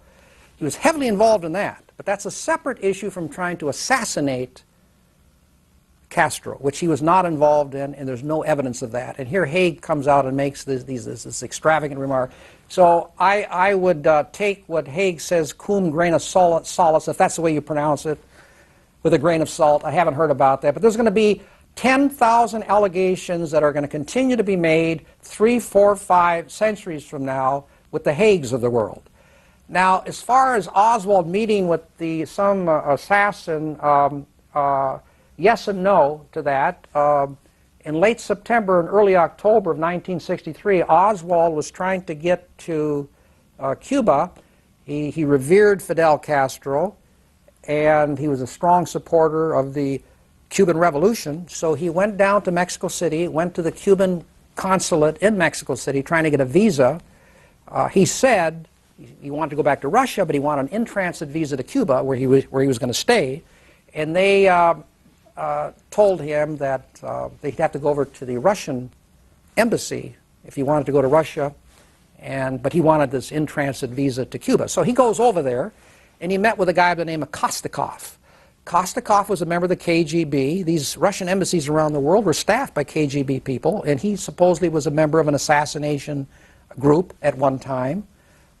So he did meet with Kostakov along with several other people, and they told him they could not give him this visa to Russia. They could do it, but it would take about 4 months, and he wanted it immediately, and he started yelling and almost coming to tears. So that's the only thing about that. It was Kostakov, and he met with Oswald because Oswald went there seeking a visa to Russia, and the Russian embassy was staffed by KGB people. When people meet you, Mr. Bugliosi, do they want to talk about the Kennedy assassination or helter-skelter first? Well, helter-skelter, more people have read. They also want to talk about the Simpson case. That was a case that got up to number one, and 3 things. You know, it's either Kennedy, Manson, or O.J. Simpson. What's your favorite topic? What's my favorite topic? The Kennedy case. The Kennedy case, I have to say, and many people have said this before me, is probably the most fascinating story ever told. And that's why more words have been written about the Kennedy case than any other single one-day event in world history. To this very day, people talk about the Kennedy case all over the world. You could get 10 of the best novelists you could find, put them in a room, give them all the time they needed to come up with a presidential assassination as unbelievable and as intriguing as this one. They couldn't come in within 10 light years of it. And that's one reason why I was able to keep my interest in this for 20 years. There are people who devoted their life to this case. It is never ending. It's an unbelievable case. The cast of characters alone would rival anything in Shakespeare. So if you're going to ask me the most fascinating case, obviously, is the Kennedy assassination. With any project that you and I or anyone takes on in life, we know intuitively, without giving it a second thought, we know that if we work long and hard enough, we're going to reach the bottom of the pile, right? Well, I can tell you, and other people will tell you the same thing, there is no bottom to the pile in the Kennedy assassination. It's a bottomless pit. That's not just a casual turn of phrase. There's no end to it. As I'm talking to you right now, there's at least 100 people in this country who are looking at some document from the National Archives for some inconsistency, discrepancy, contradiction, some little hint of a conspiracy. They're consecrating their life to this thing. There's 1,000 other people out there doing the same thing part-time. It is never, ever, ever ending. And I got sucked into the abyss and I couldn't get out because I was responding to all these crazy people all over the country coming up with these, you know, like the guy that says a Secret Service agent accidentally killed the president. Well, in the book I have to address myself to it because this is the book of the case. And you got to cover everything. But there's absolutely no end to this case. And I feel that I'm not sure, but I feel it may have taken a physical toll on me. I mean, there were times when I seemed to be going in 4 or 5 directions at the same time, you know, because I don't have a computer, And I'm going in this direction, that direction. I remember one time I was at the Pasadena Library, and I felt something coming over me, and I don't know what it was, and I just had to sit down and put my head down. And I never had that before. So this case, I had never met the Kennedy case before. The famed humorist Will Rogers, you've heard of him, way before your time, but anyway, he said, I've never met a man that I didn't like. Well, subsequent to that, when people would meet someone who, in their mind, was particularly reprehensible, they'd say, Will Rogers never met so-and-so. I had never met the Kennedy case before. It's just an incredible, incredible story, unbelievable. And in writing the book, there were many, many times where I figured, you know, I've covered all the issues.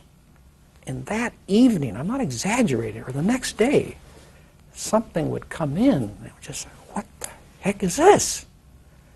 And then I'd have to order another 100 documents from the archives and make another 20 phone calls. And it was very exasperating, and it bothered me. But there came a point in time when this would happen. I think I was through, and then something else would come in, where in addition to being exasperated, a slight little smile of amusement would come across my face, because I'd say, you know, this is the Kennedy case. There's something phenomenal that's indigenous to this case. And I'd almost smile that, well, this is the Kennedy case. It never ends. You said you don't have a PC. How do you write? I'm still in the 19th century. I'm going to stretch my leg here. We're going to take a break in just a minute after this question. I'm sorry. How do I write? Tell you what, hold on to that answer. We're going to go ahead and take a break here. Our guest on In Depth is Vincent Bugliosi, author of 11 books. We will be right back after this to continue taking your phone calls and talk with him. Here are the 2007 finalists for the National Book Award in the nonfiction category. Edwidge Danticat is nominated for Brother, I'm Dying. Ms. Danticat is a Haitian immigrant whose work stems from her past in her homeland. Her memoir shows the tragic impact increased unrest in Haiti had on her family. Christopher Hitchens has written extensively on culture and religion. He's a finalist for his recent bestseller, God is Not Great. In it, Mr. Hitchens challenges the value of Western religions and condemns them for their role in human conflicts. Unruly Americans and the Origins of the Constitution earned Professor Woody Holton the award nomination. Professor Holton argues that the Constitution was shaped greatly by the demands of ordinary citizens. He teaches at the University of Richmond. Arnold Rampersad has written several biographies of African-American icons.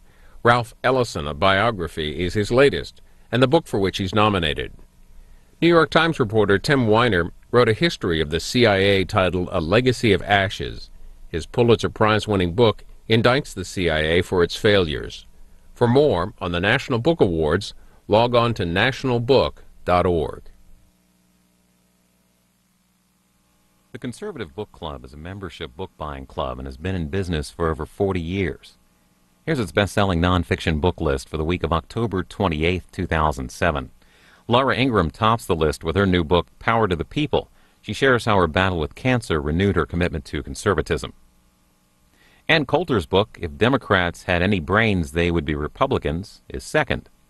Supreme Court Justice Clarence Thomas reviews his journey from a childhood of poverty and racism to the nation's highest seat of justice in My Grandfather's Son. Conservative Comebacks to Liberal Lies is fourth. Greg Jackson presents counterpoints to liberal political arguments. In the Politically Incorrect Guide to Global Warming and Environmentalism, Christopher Horner says that liberals are using suspect environmental science as a strategy to regain political power. Former Attorney General Ed Meese presents a compilation of conservative views on the Constitution in The Heritage Guide to the Constitution. Then Robert Spencer looks at Islam's hostility toward Western culture in The Politically Incorrect Guide to Islam and the Crusades. And Mark Stein warns that the U.S. is more isolated than ever in his book, America Alone. To learn more, go to conservativebookclub.com and click on Bestsellers.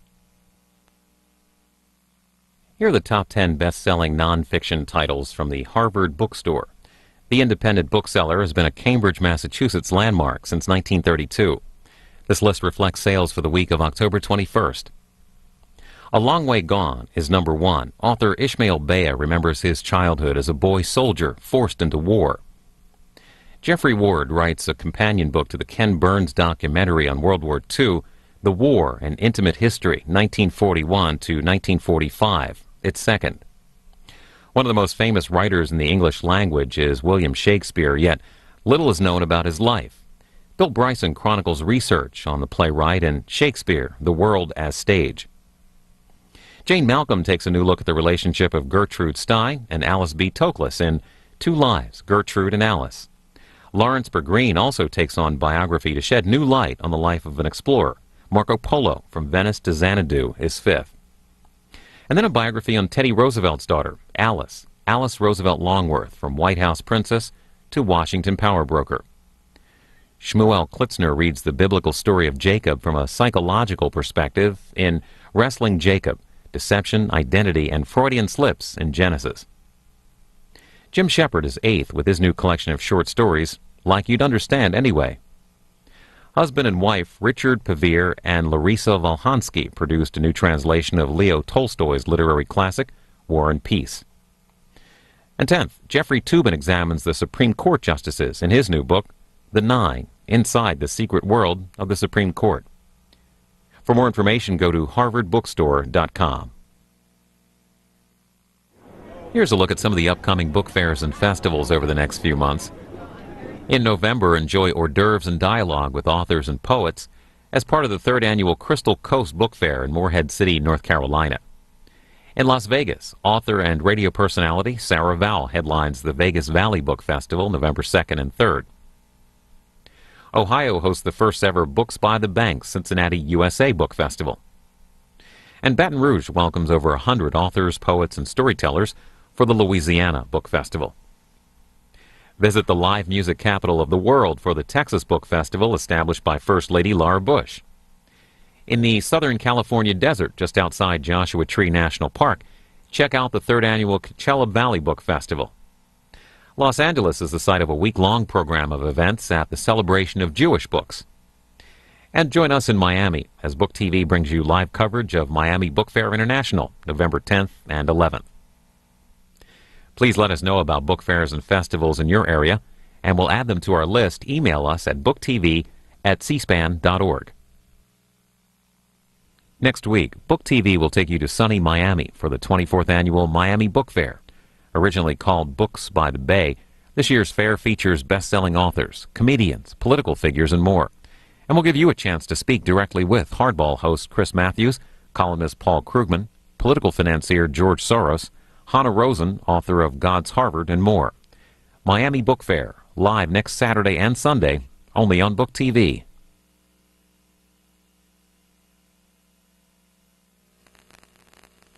Next week on Afterwards, former White House speechwriter Michael Gerson. He worked with the Bush administration and, according to reporter Michael Isikoff, first combined the image of the smoking gun and the mushroom cloud.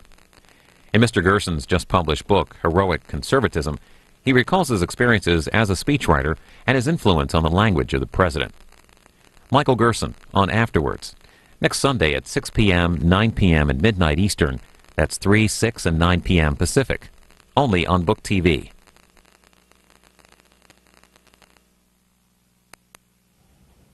We are back live on In Depth with Vincent Bugliosi, and we will be here until 3 p.m. Eastern Time. Mr. Bugliosi, before we went to that break, we were talking about your writing technique. You don't use a computer. How do you write? I'm still in the 19th century, yellow pad and pencil. I write everything out in longhand. Although not too long ago I graduated from a number 3 to a number 4 pencil, but I'm back to number 2 now. What I do is I write everything down, the first draft, in longhand. Then I dictate into a tape recorder, give it to my secretary. She's not in an adjacent room. I operated out of a converted stall in a garage adjacent to my house, but I send it to her, or I drive up the hill and give it to her, and she types it up, and she sends it back to me. And from that point on, the original draft goes through 5, 10 drafts.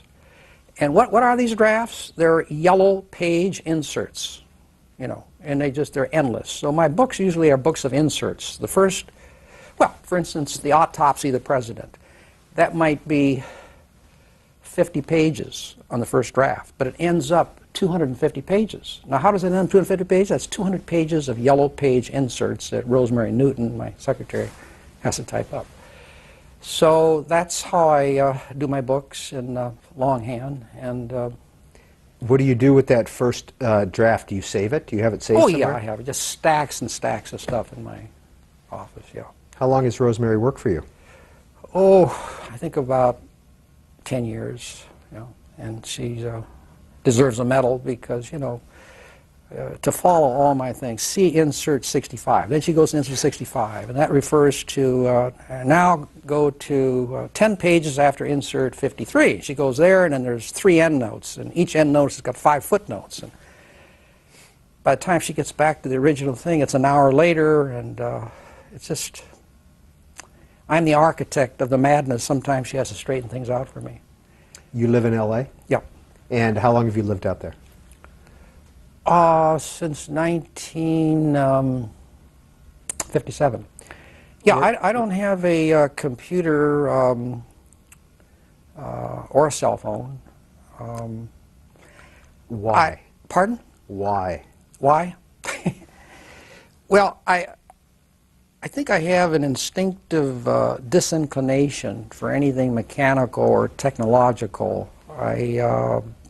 Not only because I'm a spastic when it comes to these things, but with anything corporeal, I like simplicity. And these modern gadgets that they add to products at the expense of utility. I'm a utilitarian. That bothers me. I want everything simple. When I speak to a jury and I put a bib on them and spoon feed them, you know, you got to be simple. Life is simple for the simple-minded. Maybe it's because I'm simple-minded, I don't know. But I like simplicity. So a computer is just... and I feel that when I'm writing, a lot of times there'll be something in my mind, and I think I know it pretty well, but I can't articulate it. And when I work with that yellow pad, in my mind I can't articulate it, but when I work with that yellow pad, it somehow forces me to articulate. And I have confidence that once I get with the yellow pad, I will be able to articulate it.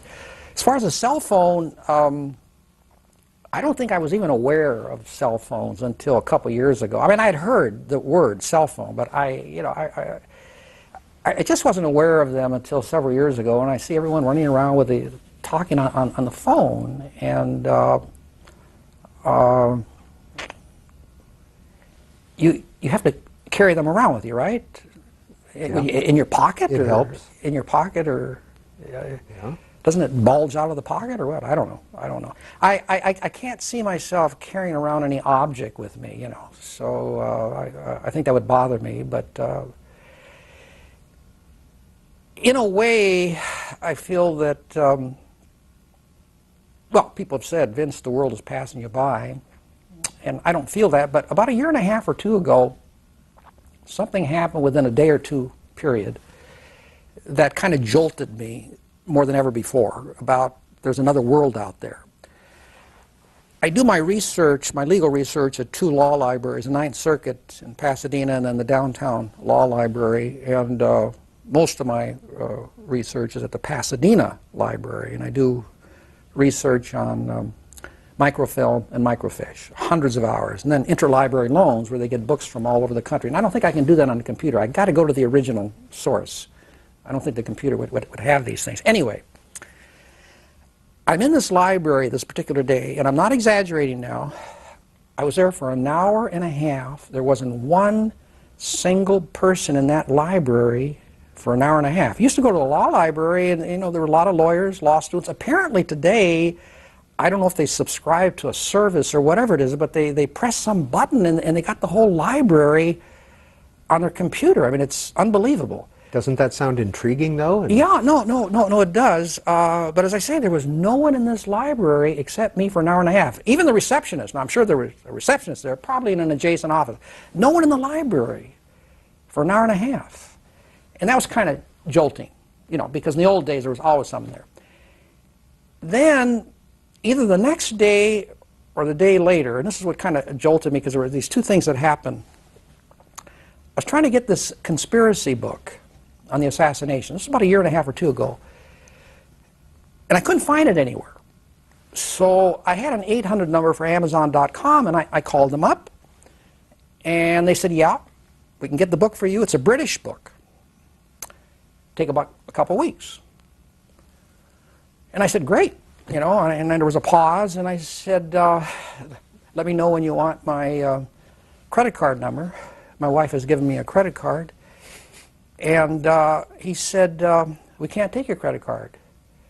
And I said, really? I said, that's strange. I said, I've ordered quite a few things over the phone, and I give them my credit card number. He said, no, we can't take a credit card here at Amazon.com. And I said, well, okay. I said, give me your address, and I'll send you a check, you know. And he said, well, we can't take your check here at Amazon.com. I said, you can't take my check? I said, am I supposed to send you cash in the mail? He said, well, no, we don't take cash here at Amazon.com. I said, well, are you playing a joke? How am I supposed to get this book? And he says to me, do you have a computer? And I said, no. He says, well, you have to find someone who has a computer to order the book. So I contacted Rosemary, and she ordered it to me. But this happened within a day or two period, and I said, this is unbelievable, you know, that I can't even order a book by credit card or check. There's nothing in this world, this other world, that I want or need. Nothing. Although it's a great world. I'm not denigrating, but there's nothing that I want or need in this world. However, there may come a time, you know, where I have no choice and I'm going to have to jump aboard. I mean, when you can't even, I mean, are they going to eliminate law libraries? Is everything going to be on a computer? So I don't know. It's but at my age, I just. Do you have children? Yeah, 2. And do they use a computer or a cell phone? Yeah. And your wife? Well, here's the interesting thing. My son's a doctor, and he bought my wife a computer a couple months ago. People used to call me and ask me, what's your email address? Not, do you have any? And I said, I don't have an email address. I said, you don't have an email address? I said, no. You don't have a computer? I said, anyway, he bought her a computer, and now she's got an email address. So if we're coming home, she says she's got to check her email, some yahoo.com or something. So to me, I just chuckle. It's just funny. But I'm not going to get a computer as far as I know. Vincent Bugliosi is our guest. We're going to put the numbers up on the screen in case you'd like to participate in this conversation. Kenosha, Wisconsin, you're on the air with Vincent Bugliosi. Hi, Mr. Bugliosi. I agree with your argument that Oswald acted alone, but there's one thing I don't understand. Why did the United States readmit Oswald after his attempted defection to the Soviet Union, or charge him with treason? Well, in treason, you have to do something that's against the federal government during the time of war. He did nothing against the government in time of war that was injurious to this country. And why did they readmit him? He was still an American citizen. He didn't renounce his citizenship. He wanted to, but they did not accept him over there. So he was an American citizen, and he was entitled to come back to this country. Atlantic City, you're on the air. Would you agree that the U.S. Constitution as is really, if followed as we are, it's really essentially and ultimately going to be a suicide document for us? And what I mean by that is this. We have so many issues and problems that really affect us in this country where the citizens are really hurt and suffer under, like crime, vicious, rampant, bloody crime, drugs, illegal aliens. These problems, these issues seem like out of control, like they can't be solved and will never be solved. And why? Caller, what do you mean the Constitution as a suicide document? Oh, because isn't it true that we all know the Constitution controls us. The Constitution binds us as a nation and a people, and we do follow it. And because we do follow it, we cannot solve our problems, in that anybody, certainly an intelligent man like Mr. Bugliosi, could come up with easy solutions to those 3 problems. All right. Anything there to work with? I don't understand what he's saying. The Constitution is American Constitution is a wonderful, wonderful document, and all well-intentioned people follow it. It's a good guideline for us.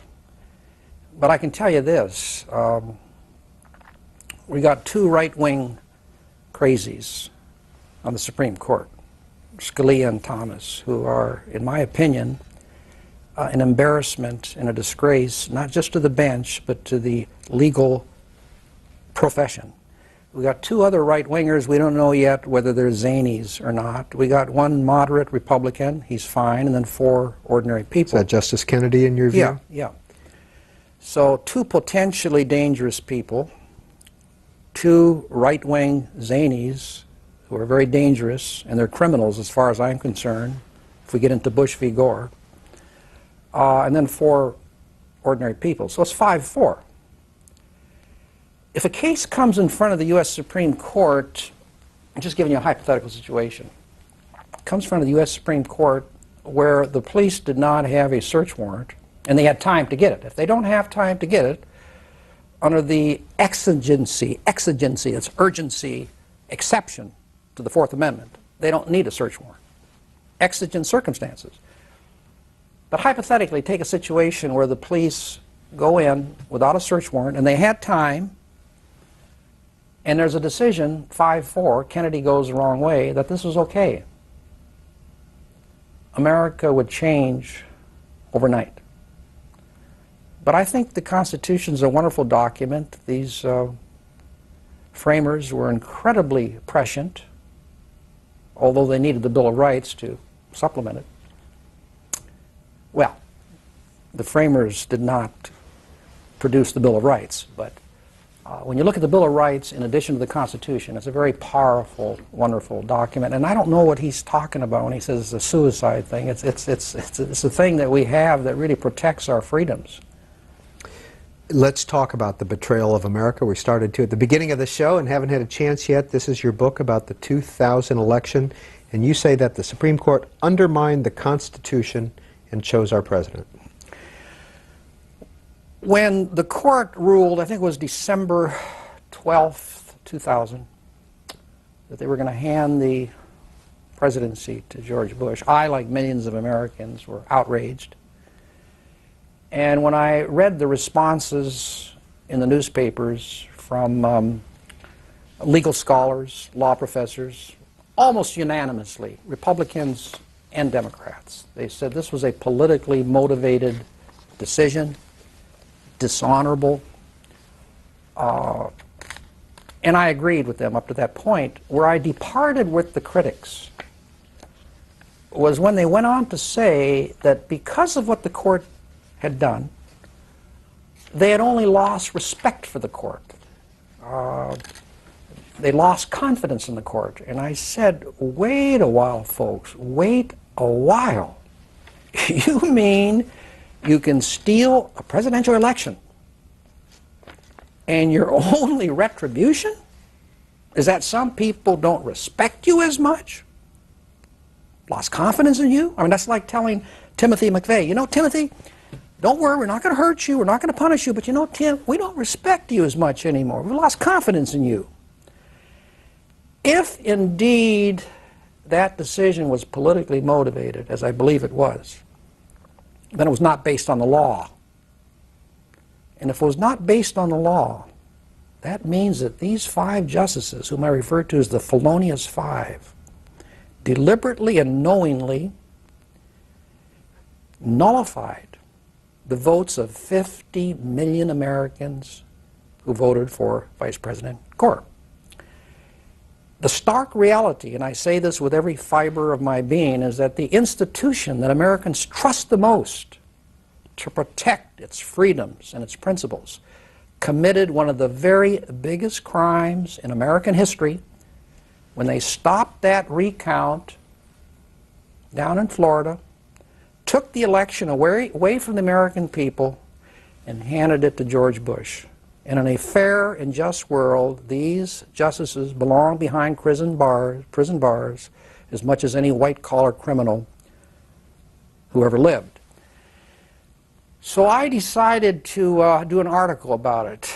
I get up late in the morning. I get to bed around 2, get up around 9, 9:30, 10. But I got up this morning about 4 in the morning, and I was just in a state of rage. And I scratched out about 2,000 words. these people can't get by with this. They're not going to get by with this. They've got to do something. Stain their legacy, do something.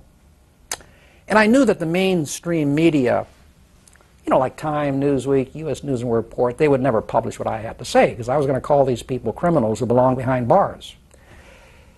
So I remember I called Victor Navasky, longtime publisher of The Nation. I'd spoken to him once or twice. I didn't really know him. I'd never met him, but I'd heard of him. And I can just about tell you the conversation because I remember it fairly well. I said, Victor, I said, these people cannot get by with this. And my exact words to him was, I want you to step up to the plate, I use those words, and publish this article. And he said, Vince, I'm aboard. He said, try to keep it down to 3,500 words. I said, Victor, I said, I can't even say hello in 3,500 words. I ended up writing about 7,000 words. And to Victor's credit, he published the entire 7,000 words, which was unusual for The Nation. And the editors of The Nation said they had the biggest response to that article, none dare call it treason, in the 136-year history of The Nation. The Nation may be the oldest magazine. It's a very well-respected liberal magazine. It goes back to the last year of the Civil War, 1865. So because of the response to this article, they asked me to do a book. Of course, I'm working on the Kennedy case, but they said, can you put together a short little book based on the article? So I wrote The Betrayal of America, where I excoriated the Supreme Court justices for what they did. And I want to say this. That book was not ideologically driven. If the Supreme Court had done the very same thing for Al Gore that they did for George Bush, I can give you, whether people want to believe me or not, I have no control over that, I would have written the same identical book. It had nothing to do with being a Republican or a Democrat. It had everything to do with telling the U.S. Supreme Court that they can't get by with saying to the American people, you're not going to pick the president, we are. Now, I don't know, do you know the circumstances surrounding all that, the vote and what Scalia did, the words he used, you know all that. I don't know if you think the audience does. Do you want to get into that? If you can tell it briefly. Okay, well, again, we're getting into detail, which is the election was in 2000, and the Florida vote, I think there were close to 6 million votes. 6 million votes. And after the electronic counting, Bush was ahead by 327 votes. This is going way back. I think it was 327 votes. So the Florida Supreme Court, pursuant to a Florida statute, I think it was 102.166 sub 4 sub C, specifically authorized a manual recount where you have a situation where there's these undervotes. There were 6,000 undervotes. These undervotes are valid votes that for one reason or another the voting machine has not picked up. So under that 102 section of the Florida Election Code, they authorize a manual recount. Okay, the manual and I'm just summarizing this for you, and again, this is way in the past. I forget all the details, but I think the recount started, I think it was a Saturday, December 9th at 8 o'clock, and it was proceeding well, expeditiously. And at 2 in the afternoon, this outrageous Antonin Scalia, this disgrace to the legal profession, Scalia steps in and halts the recount. And this is what he said. I'm not making it up. You can't make up stuff like this. And this is what he said. I'm going to give you the quote, if I can recall it. He steps in and he said, we've got to discontinue this recount because if we continue the recount, it could threaten, I think the word he used was irreparable, it could threaten irreparable harm to George Bush by clouding, there was a word before clouding, I forget what the word is, by starting to cloud, or whatever it is, the legitimacy of George Bush's election. So it would threaten irreparable harm to George Bush by clouding the legitimacy of George Bush's election. Did you hear what I just said? What I just said is that even though the election had not yet been decided, this outrageous Scalia was presupposing that Bush had won the election, indeed had a right to win it, and any vote count that showed that Gore had won would threaten the legitimacy of George Bush's presidency. Now, only a criminal on the run and rushed for time in desperation would write something as demented and as embarrassing as that. And my point was that if there was any law on the books, I mean, what Congress would ever have a law on the books saying it's a crime to steal a presidential election? So there was no law for them to violate. But in terms of natural law, which is the protoplasm out of which real law exists, they committed one of the most serious crimes in American history. And if justice means anything in America, a term I've used before, they should have spent the rest of their lives behind bars. And The Betrayal of America was published by Nation Books. San Diego, you're on with Vincent Bugliosi. Yes, good afternoon, sir. Yes, sir. It's an honor to speak with you. Yes, sir. My question is, you had mentioned at the beginning of the show about the drug lords and the use of the drug lords in South America and the use of the death penalty here. And you also mentioned that the law enforcement are prosecuting, that the courts are full of drug cases right now. And my concern now is that maybe the death penalty does not provide a deterrence. If you look at, say, for Texas, Apple has the highest use of the death penalty, but it hasn't really had an impact on crime. The state of Texas has the highest use of the death penalty, no impact on crime. Well, that's not exactly true. You know, how many crimes or murders would we have in Texas without the death penalty? These drug lords, they have an option. We're not talking about crimes of passion where people kill and they're not thinking about it. They're thinking, you know, where can I make $1 billion and still survive? And if they can come to this country and still survive, that's not a deterrent. If they come to this country and they know they may end up 6 feet under, they say, hey, maybe we should go elsewhere. So his position is that the death penalty is not a deterrent. I don't agree with that. If we start out with the assumption, and I think it's a reasonable assumption, that the threat of punishment is a deterrent to crime, and I think that's a reasonable premise. If people could rob, rape, and kill with total impunity, I think we all agree there'd be a higher incidence of that type of conduct. I think it necessarily follows, I don't think it's a non sequitur, that the greater the punishment, the greater the crime. And how many beacons of lighthouses at sea have prevented ships from crashing into them? That's something we're never going to know. But in California, for instance, during a period of time when they were imposing the death penalty, there absolutely was a decrease in the number of criminal homicides. And we have on tape where a robber says, I was about to pull the trigger on a liquor store proprietor, and I thought of the gas chamber, and I did not pull the trigger. It doesn't deter everyone, I agree with you, but some people are going to think twice, particularly the drug lords, because this is really, really premeditated. It's not an instantaneous type of thing. But I mean, I see his point. It's not going to deter everyone. You're not going to solve the drug problem, but you can reduce it down to manageable proportions. And if you don't think people want to live, go to death row, okay? You know, people say, well, it's just as bad to keep them behind bars for the rest of their lives. Really? Go to death row and see how many of them want to die. When you find 1 out of 1,000, they make the cover of Time magazine. People want to live. And there's no... Here, I'll show you how much the Colombian drug lords fear the death penalty, or even extradition.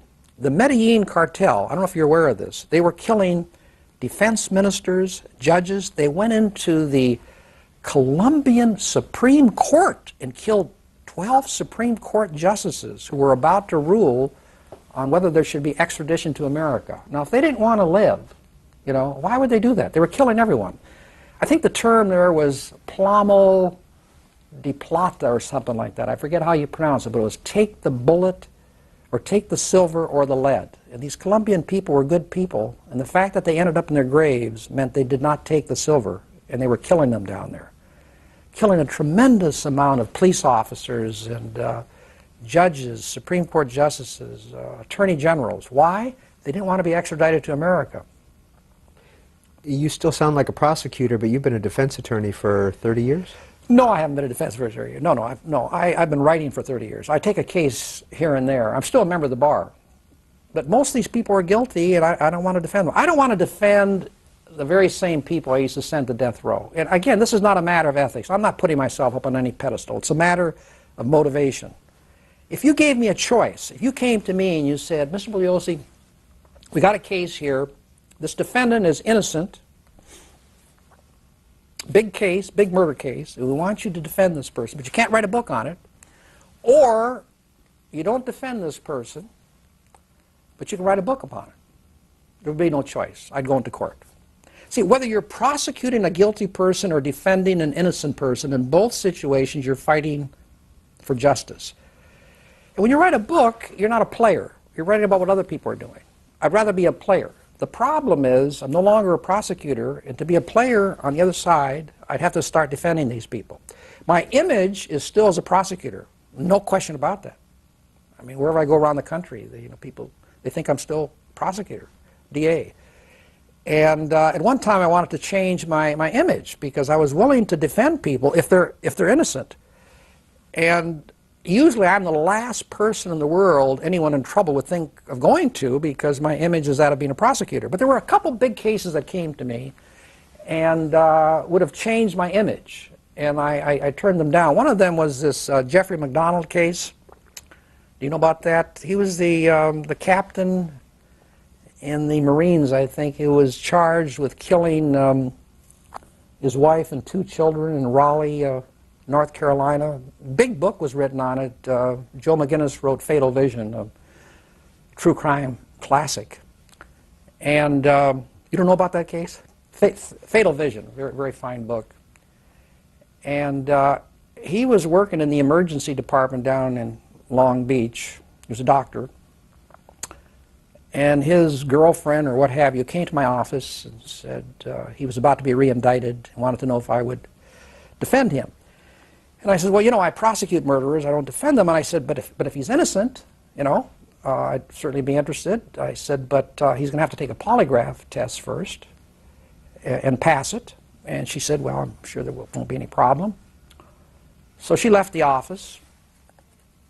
And I remember I called back. He spoke to the prosecutor. He wasn't too revealing about what he had, but he did tell me something that really told me all I wanted to know. 2-year-old baby girl had embedded in her fingernails blue threads from McDonald's pajamas, which conjured up the idea in my mind of, Daddy, Daddy, you know, don't do this. I remember telling my wife about it, Gail, and she started crying. And certainly I wasn't interested at that point. And then she called me back about a week later and she said that Dr. McDonald doesn't see any reason why, as a condition to your representing him, that he's got to pass a lie detector test. And he ended up being convicted of 3 murders. Now that would have been a big case for me, but I'd have had to try to get, in my opinion, a murderer off. Dan White, have you ever heard of him? He was a supervisor in San Francisco, and he murdered the mayor. Sure. And 2 supervisors. The Twinkie, he used to be a former police officer, and they contacted me, the fellow members of the police department wanted me to defend him. I mean, he climbed through a window at City Hall with a gun and killed him. I didn't take that case either. But no, I would like to defend people if they're innocent, if it's a serious crime, you know, a murder, because you're fighting for justice. But there aren't too many of those people out there. And so I'm still a member of the bar, but I write full-time, 7 days a week. As I say, I'm working on a book deadline right now that I have to get in by the end of next month. Henderson, Minnesota, thanks for holding. You're on with Vincent Bugliosi. Thank you. Twice you've mentioned that the Kennedy assassination was the biggest murder in American history. Why do you think the Kennedy assassination is bigger than the Lincoln assassination? Well, certainly there were more people around at the time of the Kennedy assassination, and I'm not demeaning the Lincoln assassination. It was absolutely enormous. But I think most people feel that the Kennedy case altered the course of world history. No one has suggested that about the Lincoln assassination. Well, I mean, the Vietnam War itself probably would not have happened if Kennedy had become president. And, you know, he was starting to withdraw troops, as you well know. And we don't know exactly what he would have happened because that's lost to history. He still could have gone to war there, but everyone agrees he did not want war, and he started withdrawing troops. And the Vietnam War, with its cataclysmic consequences that resonate to this very day, came as a result of the Kennedy assassination. So it's just a bigger case, and I'm not saying that the Lincoln assassination was not a big case, but I don't think it had an effect on history. His Emancipation Proclamation was before his assassination. But that's a good question. More people mourned President Kennedy's death, they say, than the death of any other human in history. Only one country did not mourn his death, and that was China. But throughout the world, I mean, in America, over 50% of the American people literally had not felt like crying, literally had tears in their eyes. There were torch-lit parades in all the great capitals of the world, hundreds of thousands of people. And you know, John F. Kennedy was a very special guy. One of the interesting little quotes, he used his father's influence. You know, George Bush used his father's influence to run away from the Vietnam War. But, you know, there was a problem, possible invasion from Oklahoma to Texas, so he had to get down there and be ready for that invasion. But he used his father's influence to avoid fighting when it was his generation's time to fight. But he has no problem with sending other people to war, the children of other Americans, to shed their blood for his war. Anyway, what am I talking about now again? You're not listening to me. Okay. I am trying my darndest. But you are going everywhere. Yeah, I know, and I go off on these trinity. No, but I want this next call. Wait a minute, that was the Kennedy-Lincoln assassination call we just took. Yeah. And I swear to God, I followed you as far as I could. Here's what I was going to say. Here's what I'm going to say about Kennedy. And it was one of the most important things. Everyone, what I was going to say is that he gets into the war, and his lieutenant commander, here's where I went off on the tangent. When I was younger, you know, I could go off on tangent and go right back, but now I can't. His lieutenant commander writes home, and he said, you know, honey, we got this young Jack Kennedy in our unit. Now, he wasn't famous then. His father, Joe Kennedy, was ambassador to England. He said, and he's the only guy in the Navy who's faking good health. So here's a guy who used his father's influence to get into that war, to get a phony medical certificate, because he was ill all of his life. And he became a war hero, a tremendous war hero. Everyone liked John F. Kennedy. Not Bobby. A lot of people loved Bobby, but a lot of people did not. He was ruthless, they said. But Jack, everyone loved, even his opponents, they respected John F. Kennedy. And one of the most interesting things to me that really hit home about John F. Kennedy, the fellow that wrote The Grapes of Wrath, Steinbeck, yeah. I don't read fiction, by the way. I can't even read the first paragraph. Anything that I know didn't happen, I just can't read. Anyway, Steinbeck's in Warsaw, Poland, on a cultural mission for the State Department at the time of the assassination. And he writes back, and he said, I've never seen such mourning in all of my life. Now, this is in an Iron Curtain country. And he said the people of Poland have never seen such mourning for the death of anyone. Now, when you stop to think about it, this is at the height of the Cold War. The people are living in a bubble. Everything is censored.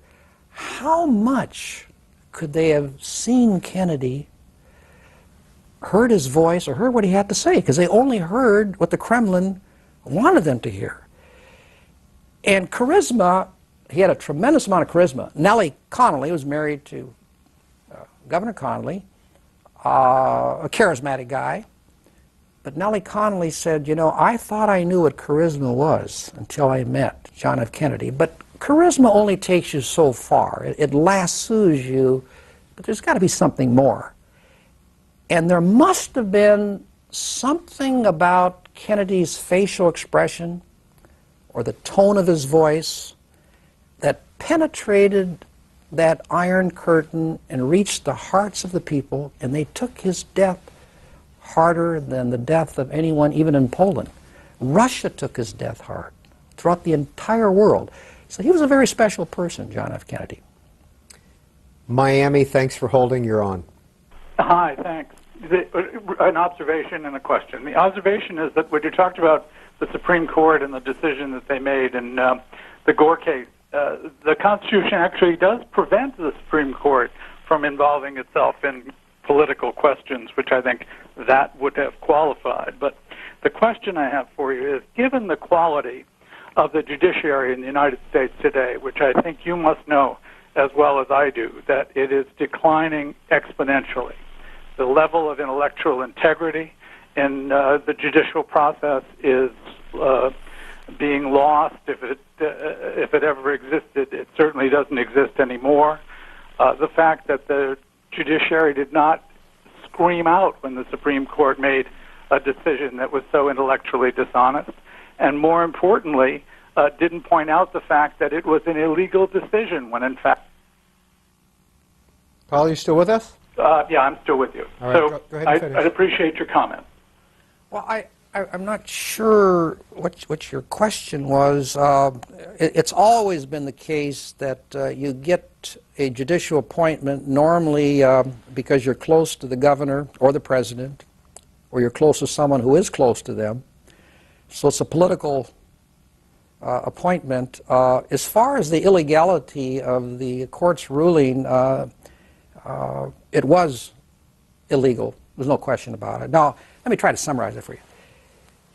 They based their ruling on a violation of the Equal Protection Clause of the 14th Amendment. And here's what they said. The various Florida counties had different techniques or different means of determining voters' intent, okay? Different ways. So the Supreme Court, and I'm going to demonstrate to you how bogus it is. There's many, many reasons. I'm going to give you a couple of them. They said, well, the problem is that some of these undervotes in some counties might be disqualified, and in another county they would qualify. So that's a violation of the Equal Protection Clause of the 14th Amendment because of these different standards that the various counties had. Now, if the court was so concerned about these undervoters, as they so fervently claim to be, why would they, in effect, then say, we're so concerned that some of you undervoters may lose your votes because of the different standards, that we're going to solve the problem by making sure that none of your votes are going to be counted? Is that what you do when you're trying to help people? We're going to make sure that none of you undervoters are going to have your votes counted. Number two, law professors, legal scholars around the country overwhelmingly said this was a dishonorable, politically motivated ruling. Number three, there's probably 7 or 8, but I'm going to give you a couple, and then I'm going to give you the main reason. Number three, if they had followed their own legal precedent, fundamental legal principles, they would know Scalia himself has articulated these very words. You do not have a violation of the Equal Protection Clause of the 14th Amendment unless the discrimination is, quote, intentional or, quote, purposeful, okay? It's got to be intentional. we're to believe that these canvassing boards in these various Florida counties, when they were coming up with their own way, their own standards to determine votes, were intentionally trying to discriminate against the voters of other counties? That's preposterous. Now let me give you as close to a confession as I can give you of what these criminals were up to. They're not going to confess, but I'm going to give you something as close to a confession as you're going to get in this case. Again, Scalia himself has said, and it's well known, the primary function of the United States Supreme Court is to set legal precedent, to set forth principles of law that the courts throughout the land have to follow. That's why they're there, to establish legal precedent. Now let me tell you what they did, which is tantamount to a confession, and which tells all reasonable people that their ruling only had one objective, and that objective was to put their guy in the Oval Office. For the first time in the 210-year history of the court, first time ever, their ruling on equal protection, they said, was, quote, limited, unquote, to the case before them. Are you listening to what I'm saying here now? For the first time in 210 years, they were not establishing legal precedent. They said their ruling was limited to this case in front of them. Now why? Well, because they knew that if they were establishing legal precedent, as they had been doing for 210 years, it would set aside elections throughout the entire country. Because the various states all have different methods of counting votes, even different methods of voting. And they certainly didn't want to set elections aside throughout the country. So they had the unmitigated gall. I mean, they took audacity to symphonic and operatic levels. They said, we're going to limit this ruling to this case, because they knew it was a bogus ruling. So it was unlawful.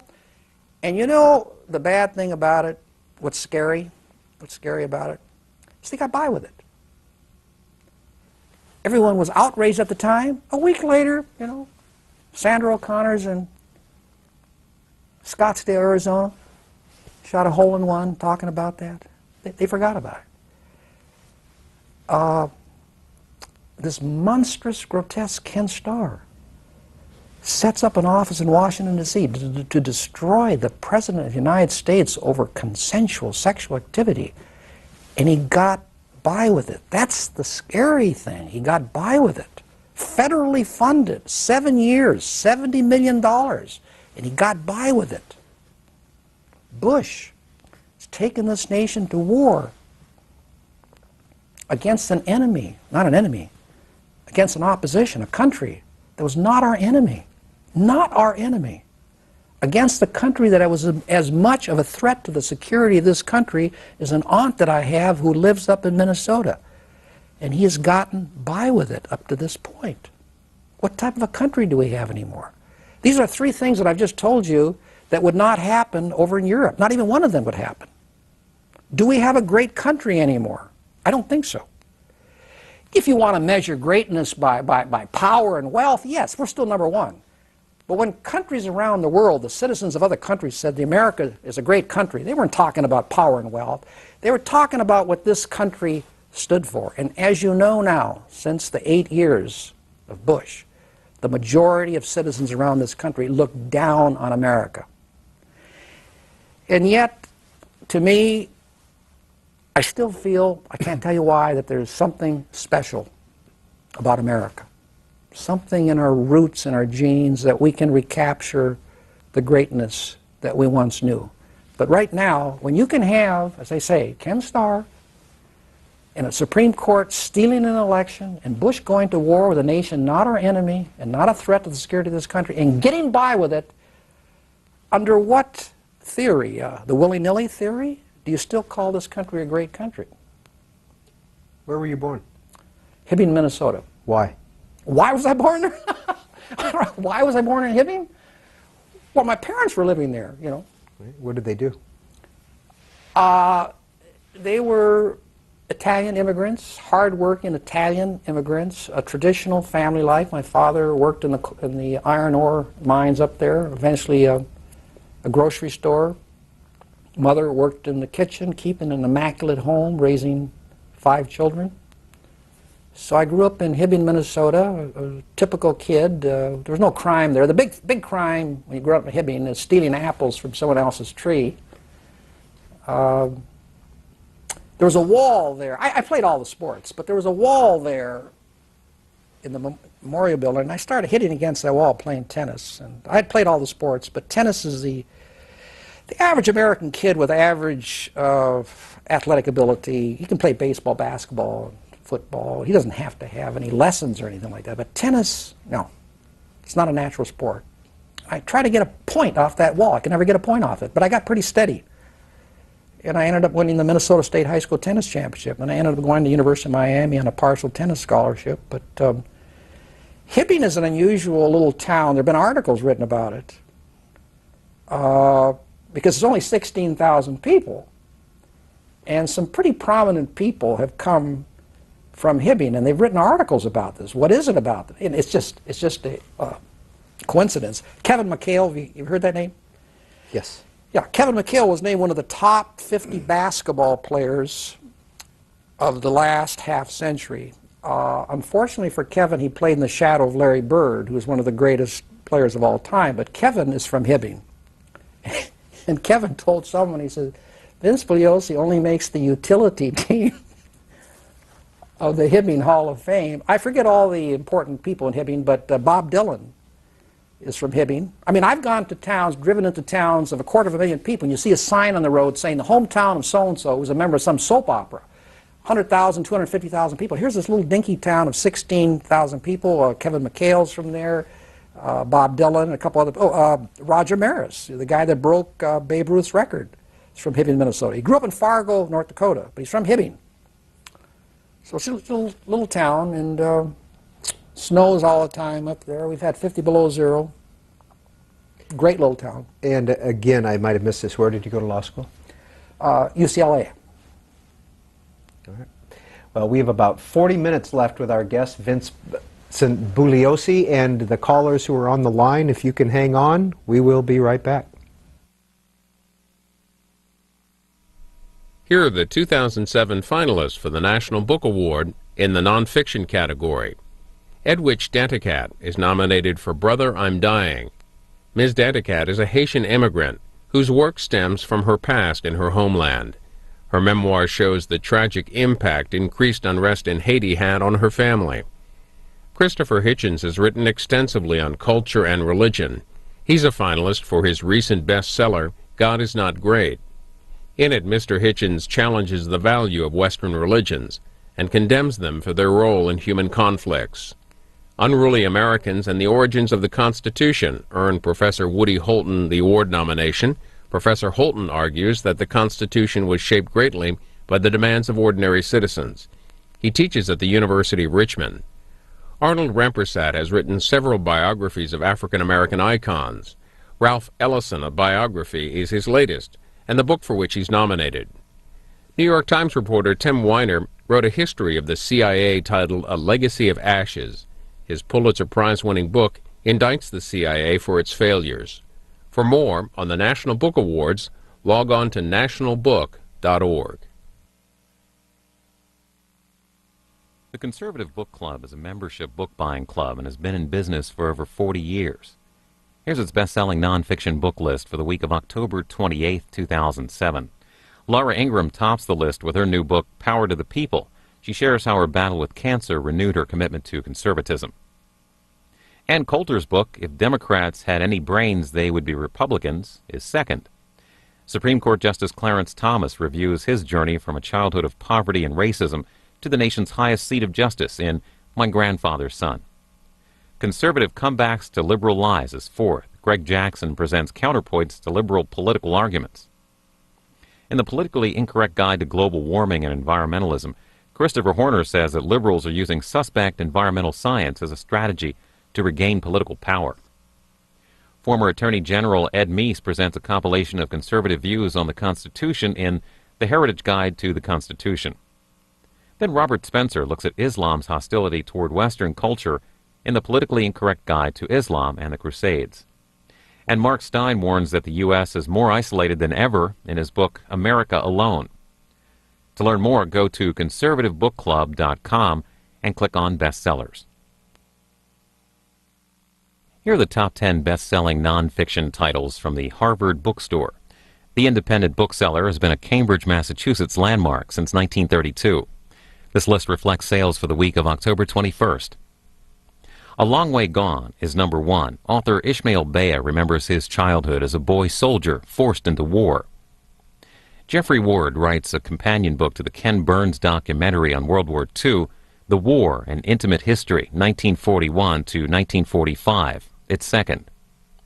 One of the most famous writers in the English language is William Shakespeare, yet little is known about his life. Bill Bryson chronicles research on the playwright and Shakespeare, The World as Stage. Jane Malcolm takes a new look at the relationship of Gertrude Stein and Alice B. Toklas in Two Lives, Gertrude and Alice. Lawrence Bergreen also takes on Biography to shed new light on the life of an explorer. Marco Polo, From Venice to Xanadu, is fifth. And then a biography on Teddy Roosevelt's daughter, Alice Roosevelt Longworth, From White House Princess to Washington Power Broker. Shmuel Klitzner reads the biblical story of Jacob from a psychological perspective in Wrestling Jacob, Deception, Identity, and Freudian Slips in Genesis. Jim Shepard is eighth with his new collection of short stories, Like You'd Understand Anyway. Husband and wife Richard Pevere and Larisa Volhansky produced a new translation of Leo Tolstoy's literary classic, War and Peace. And 10th, Jeffrey Toobin examines the Supreme Court justices in his new book, The Nine, Inside the Secret World of the Supreme Court. For more information, go to harvardbookstore.com. Here's a look at some of the upcoming book fairs and festivals over the next few months. In November, enjoy hors d'oeuvres and dialogue with authors and poets as part of the 3rd annual Crystal Coast Book Fair in Morehead City, North Carolina. In Las Vegas, author and radio personality Sarah Vowell headlines the Vegas Valley Book Festival November 2nd and 3rd. Ohio hosts the first ever Books by the Bank Cincinnati USA Book Festival. And Baton Rouge welcomes over 100 authors, poets, and storytellers for the Louisiana Book Festival. Visit the live music capital of the world for the Texas Book Festival established by First Lady Laura Bush. In the Southern California desert just outside Joshua Tree National Park, check out the 3rd annual Coachella Valley Book Festival. Los Angeles is the site of a week-long program of events at the Celebration of Jewish Books.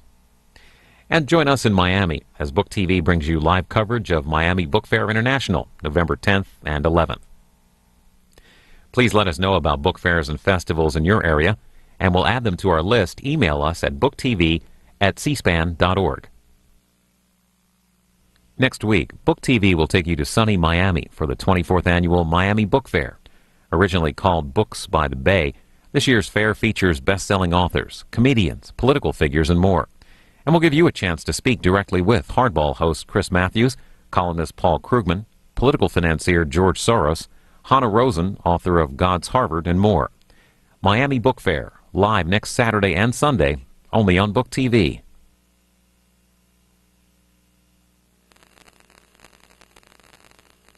Next week on Afterwards, former White House speechwriter Michael Gerson. He worked with the Bush administration and, according to reporter Michael Isikoff, first combined the image of the smoking gun and the mushroom cloud. In Mr. Gerson's just-published book, Heroic Conservatism, he recalls his experiences as a speechwriter and his influence on the language of the president. Michael Gerson on Afterwards, next Sunday at 6 p.m., 9 p.m., and midnight Eastern. That's 3, 6, and 9 p.m. Pacific. Only on Book TV. We are back live with Vincent Bugliosi for our final 30 minutes on In Depth on this Sunday. Mr. Bugliosi, as a prosecutor and a trial attorney, is there an actor element in that, playing to the jury, drama, etc.? Well, people that have seen me in front of a jury feel that I'm very expressive. They've asked me if I've had acting lessons. I haven't. The main thing is you have to be natural in front of a jury. Because if you're not natural, they'll pick it up just like that, you know. But yeah, if you're trying to make a point, sell a point, you've got to be somewhat dramatic. If you're just sitting there like a potted plant, and that's not going to convince too many people, you know. So you got to be forceful and stuff like that. There's different ways to convince a jury, but I'm kind of dramatic. On direct examination, I'm trying to force into that record. I let the witness be the star. I'm trying to force into that record the evidence that I've already decided that I need to convict this defendant. On cross-examination and final summation, I'm apt to roam every foot of the courtroom floor, and I become much more a part of the Do you do that on purpose? Courtroom drama. No, it's just natural. It's just instinctive on my part. But a lawyer cannot convince a jury of his cause, of the rightness of his cause, unless they feel that he believes in it completely himself. If they sense that he does not believe in it completely himself, then he's in trouble. So he's either got, using your term, he's either got to be natural about it or he's got to be a good actor and convince the jury that he believes in his cause. In all your biomaterials, it says that you won 105 of 106 convictions in L.A. County. What was the one you didn't win? Well, I won 105 out of 106 felony jury trials. I lost some court trials. That's when you submit it on the transcript and everything. But usually prosecutors don't count those. Felony jury trials. The one I lost was a burglary case, if I recall. Either the guy was innocent or I didn't meet my burden of proof. You know, and people have said, geez, that's an incredible conviction rate. And I said, wait a while, these people were all guilty. You know, I wasn't convicting innocent people. Now, if I had convicted 105 out of 106 innocent people, you'd say, hey, this guy's a heck of a prosecutor. But these were all guilty people, and they should have been convicted, so I didn't do anything special. And when the conviction rates down to 72 or 75 or 80%, it's not because the other 25% of these defendants are innocent. It's because the prosecutor didn't do his job or the police didn't do their job. But I put an enormous amount of research into my case. I mean, I work 7 days a week, 100 hours a week sometimes. Do you have any hobbies? Well, tennis used to be a hobby, but I haven't played tennis for 3 years. I just don't have any time. It's just all writing. Writing, you know, I put together this album of Latin music. You know about that? We did want to ask you, we're going to kind of conclude with this. People who wouldn't believe this, here's the CD cover of Vincent Bugliosi presents Greatest Latin Love Songs of the Century. And we have your favorite, I think, that we can play as you answer. Tell us why you put this together. Bésame Mucho is your favorite. I don't know. I didn't say it was my favorite. No, I love all these songs, yeah. Well, there's all types of Latin rhythms, of course. But to me, the most beautiful are your romantic ballads, the boleros. They've been exported all over the world. Your rancheras and music like that, it's kind of indigenous. But boleros, are they playing it now? Yeah. Whose idea was this? It was my idea. It was your idea. Okay. But listen, don't worry, I'm not singing on it, so don't worry about it. Look, there's some great voices on here, Mario Lanza, Placido Domingo, and stuff like that. It's a labor of love. It took me years to put together. What I wanted to do is get the best recordings, that's the key word, the best recordings of these great Latin love songs. But as I'm talking to you right now, probably in a Tokyo elevator or Berlin restaurant, they're playing these songs, extremely popular music to this very day. The bolero originated in Cuba in the late 1900s, but it found its most prolific expression in Mexico. Most of the songs were written in the 20s, 30s, and the 40s, and they're popular to this very day. You mentioned Bésame Mucho. The composer of Bésame Mucho died a couple years ago, and in her obituary it mentioned the hundreds of artists around the world, including the Beatles, that had recorded that song. And American standards usually are not recorded all over the world, but this is great, great music. I heard it as a kid, and I loved it. I love the music. Let's take some calls. Parksville, Oklahoma, you are on with Vincent Bugliosi. Peter, good afternoon. I hope you're doing fine. It's nice to be able to have some serious discourse here. Couple questions, sir, if I may. First off, McDonald was a Green Beret guy. Right. And, of course, the Europeans, when they need our youngins' blood spilled on their territory to bail them out or our money, they'll love us again, so don't really worry about that. Sir, in 1968, I read Helter Skelter originally when it first came out, enjoyed it. When I was in South America, courtesy of Uncle Sam's Misguided Children after a tour in Nam, I happened to be there when Che Guevara was killed, and I knew the real circumstances. And just a couple of weeks ago in our local Pravda, the Tulsa World, they had the book, different books coming out, and it talked about an author who has finally told the real truth about Che Guevara and how he died. That in reality, he was your typical rich kid who wanted to own his own country, like Fidel Castro. And so, caller, where are you going with all this? Pardon, sir? Where are you going with all this? Well, the dearth or lack of truth in the media to be able to find the true circumstances on any situation. He wrote Helter Skelter in response to all the facts of all these misguided facts and notions on the Manson murders.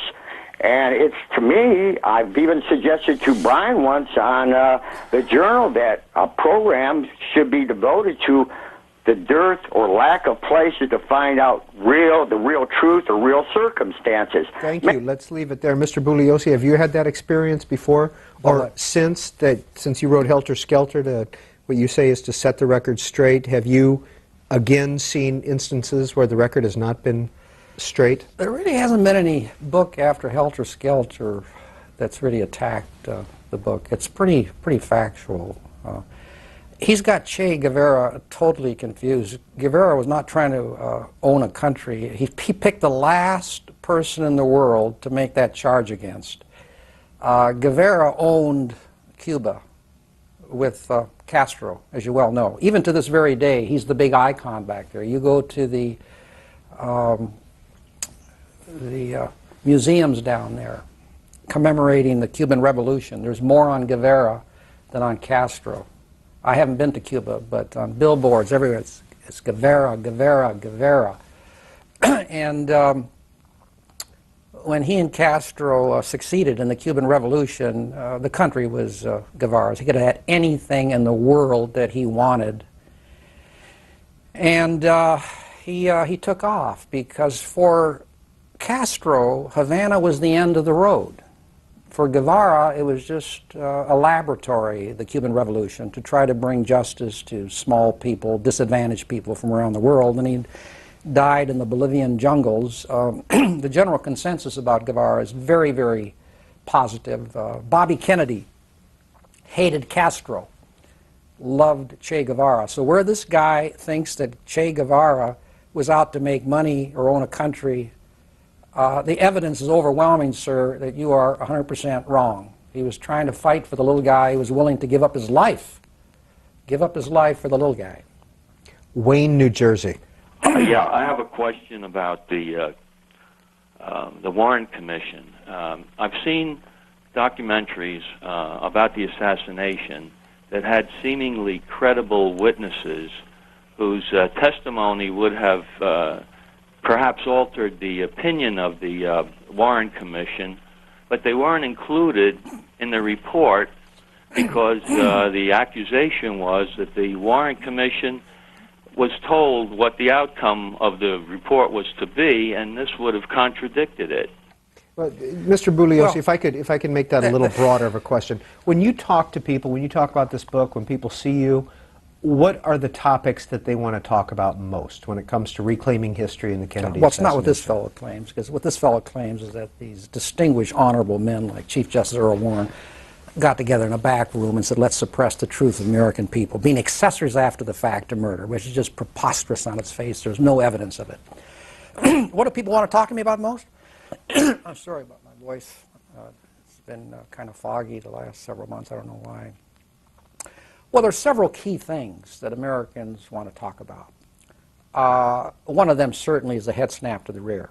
Do you know about the head snap to the rear? If you look at the Zapruder film, that's Abraham Zapruder, amateur photographer, 8mm film, the only film of the assassination. At the time of the headshot that killed the president, you see the president's head snap backwards about 8 inches. That was first shown in 1975, and I think it was a Geraldo Rivera show, Good Night America. It was on ABC. Millions saw it for the first time. Life magazine had owned it. It was a pirated copy and it was shown on ABC. And millions of Americans, that's what they were talking about over the water cooler in the morning. The shot indicated that it must have come from the front where the famous grassy knoll was, as opposed to the right rear where Oswald was supposed to have been in the book depository building. Ergo, a conspiracy.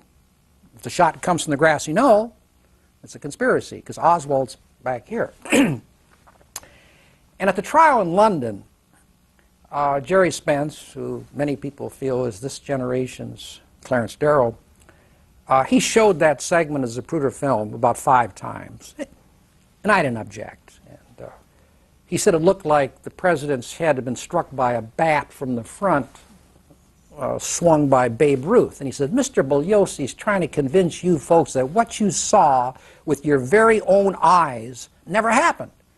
Now, if I never had an answer to that for the London jury, I think the verdict would have been not guilty, because that would have created a reasonable doubt. And as you know, the jury convicted Oswald. Here's the answer to that question. If you look at the individual frames of the Zapruder film, you can't see it if you look at the film itself. You cannot see it. You've got to look at the individual frames, which I showed on the screen for the Dallas jury. At frame 312, and by the way, for whatever reason, these frames are only in Reclaiming History. They're in the 18th volume of the Warren Commission volume, but for whatever reason, the conspiracy books and the other books don't have these 2 frames, but this book does. If you look at frame 312 of the Zapruder film, the president's head is okay. At frame 313, which is 1/18 of a second later, there's 18.3 frames per second on the Zapruder film. In what direction, 313, you see the explosion to the head, that's when he's hit. In what direction is the president's head pushed? It's pushed slightly forward at frame 313, indicating what? A shot from the rear where Oswald was, not a shot from the front. So at the all-important moment of impact, the president's head is pushed forward, indicating a shot from the rear where Oswald was. And then at frames 314 to 321, you see this violent head snap to the rear, which the pathologists have said was a neuromuscular reaction, i.e., nerve damage caused by the bullet entering the president's brain caused his back muscles to tighten, which in turn caused the head snap to the rear. So the head snap to the rear is certainly one of the big issues. The magic bullet, I'm asked about it all the time. That exemplifies clearly what these conspiracy theorists have done. They are so outrageous that they lie not only when there's and I've never seen any other major event in world history that is shrouded with so much intentional misinformation. They lie not only when there is a document categorically refuting what they say, they even lie when there's a photograph or a film refuting it. Why? Because they know their target audience, maybe only 1 out of 100 has access to this film or photograph. What they do in the magic bullet, and I show in the book, they're sketches. They put Governor Connally seated directly in front of Kennedy in the presidential limousine, directly in front. And they say a shot coming from where Oswald was, the right rear, passing through soft tissue in the president's body. That's the first shot, not the head shot. To hit Connally, they say, would have to make a right turn in midair and then make a left turn to go on and hit Connally. And they say bullets don't even do that in cartoons, and everyone starts to laugh, okay?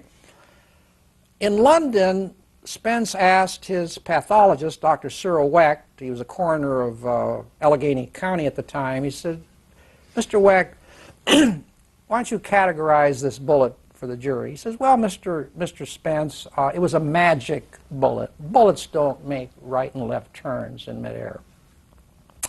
So on cross-examination, I said to Dr. Wecht, I said, no, Dr. Wecht, I said, if this bullet passing from right to left on a downward trajectory through the president's body, through soft tissue, which you agree on. If it did not go on to hit Governor Connolly, I said, why didn't it tear up the interior of the limousine or hit the driver or anything else? He says, Mr. Bugliosi, I don't know why. I didn't conduct the investigation in this case, Mr. Bugliosi. And I said, now, wait a while, Dr. Weck, wait a while. I said, the prosecution, and I said it in a derisive way, the jury knew it, the prosecution has its magic bullet, but I said, now apparently you have your own magic bullet. I said, if the bullet passing through soft tissue on a straight line did not hit Governor Connolly after it exited the president's throat, did not tear up the interior of the limousine, did not hit the driver, I said, it must have zigzagged to the left. He said, no, it need not have zigzagged to the left. I said, well, did it hop, skip, and jump over the car? He said, no, it need not have performed any remarkable feat at all. I said, well then, Dr. Weck, I want you to tell this jury, once that bullet exited the president's throat, what happened to that bullet? And he said, I don't know. So if we listen to the conspiracy theorists, apparently this bullet that exited the president's throat vanished into thin air without a trace. They've got the magic bullet. And they've hung that magic bullet appellation around the Warren Commission for 44 years, and we found out that it is they who have the magic bullet, not the Warren Commission. What other questions am I asked? Why did Ruby kill Oswald? I hear that all the time. Why did he do that, Mr. Bugliosi? You know, I don't think you know what's going on here. He was a hitman for the mob. You know, when you say that Ruby killed Oswald for the mob, people don't realize by definition you're saying that Oswald killed Kennedy for the mob. If Oswald didn't kill Kennedy for the mob, why would they have to silence him? So it presupposes that Oswald killed Kennedy for the mob, and there's no evidence of that. Ruby was examined in great depth, and all of his family and everyone, by the FBI, the Warren Commission. They found no evidence that he was ever connected to the mob. But, you know, he came from the streets of Chicago at the time of Al Capone. He'd wear a fedora hat. He was always trying to create the impression that he had mob connections. And he had these two nightclubs, one of which was a girly club, the Carousel. And undoubtedly he came into contact with some low-level mobsters, but no more than anyone would be expected to do in the position that he was in. He took a polygraph test, wanted to take a polygraph test, and passed on that issue. He'd be one of the last people again. You know, we're talking about two small men here. Oswald killing Kennedy, Ruby killing Oswald, both wanting to become big, and they both succeeded. But he'd be the last guy they'd ever go to. Number one, he was very close to Dallas law enforcement. He used to hang out at the Dallas Police Department. Had many, many close friends, Ruby did, on the Dallas Police Department. And he was a snitch. Anything smacking of criminality at the club, he'd call the Dallas Police Department. Type of guy you'd want to be a hitman for you. He also had some very severe emotional problems, violent temper. People would be talking to him at the Carousel Club. All of a sudden, he knocks them down, throws them down the steps. He had organic brain damage, 7 dogs, 6 of whom he called his children. The 7th, Sheba, was his wife. There's a guy by the name of Jack Revelle. Jack Revelle was the head of the Dallas Police Department's intelligence section. He testified before the House Select Committee on Assassinations in 1978.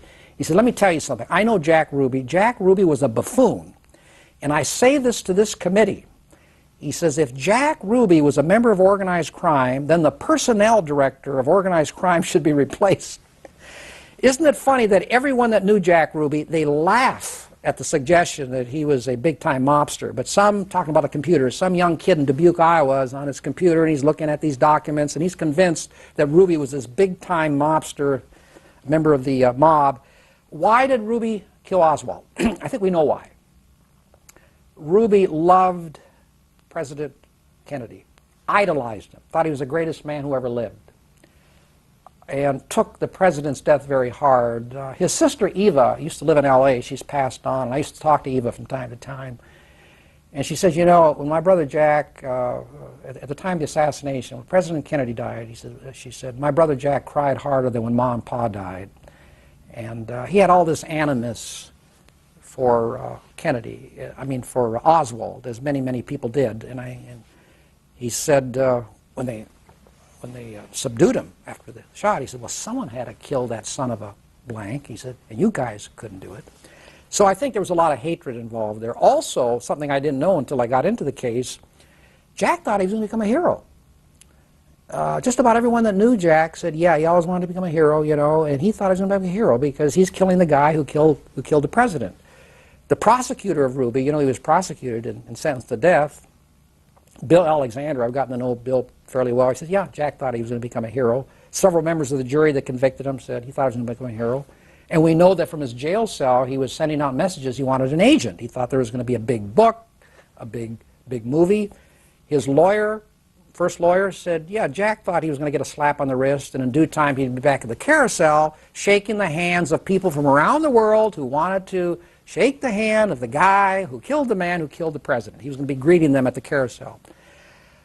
So I think we know that, and in fact, by the way, he did get telegrams from around the world say, Jack, you're a hero. I want to kiss your feet. You should get a medal for killing Oswald. So I think we just about know why he did it. Another question that I always get is, why did Oswald kill Kennedy? Now, this book here, it had always been the conventional wisdom, even among people who believed that Oswald killed Kennedy and acted alone, even among those people, it had always been the conventional wisdom that there would never be a satisfactory resolution to this case. There would always be some mystery. It may sound presumptuous. Reclaiming history removes all doubt, settles all questions about the assassination once and for all. And the general consensus of the majority of people who have read this book agree. Many people have told me, like Gary Getzman, who's Tom Hanks' partner, he said, Vince, he says, you know, he said, I was embarrassed when I read the book to think that I thought that there was a conspiracy in this case. Again, what are I'm closing on what issue? On the issue of, why Oswald killed Kennedy. Yeah, right. Well, what I was going to say is this. That's one thing that this book cannot tell you. Oswald is dead. Even if he were alive, he might not be able to tell us the dynamics swirling around in his fevered brain which caused him to do this monstrous act of murder. But we have certain evidence from which we can draw evidence or inferences. I'll just mention a couple of them to you. Number one, Oswald had delusions of grandeur. His diary was called the Historic Diary. Squad mate of his in the Marines said, you know, I know Oswald, and he wanted to do something that 10,000 years from now people would still be talking about. His wife Marina, whom I've met, feisty gal.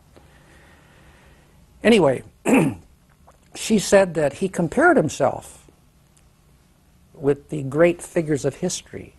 He was a dyslexic, but he read very voraciously. He compared himself with the great figures of history that he read about in their biographies. Getting a little bit more specific, he revered Fidel Castro, I think I've touched on that, and strong supporter of the Cuban Revolution.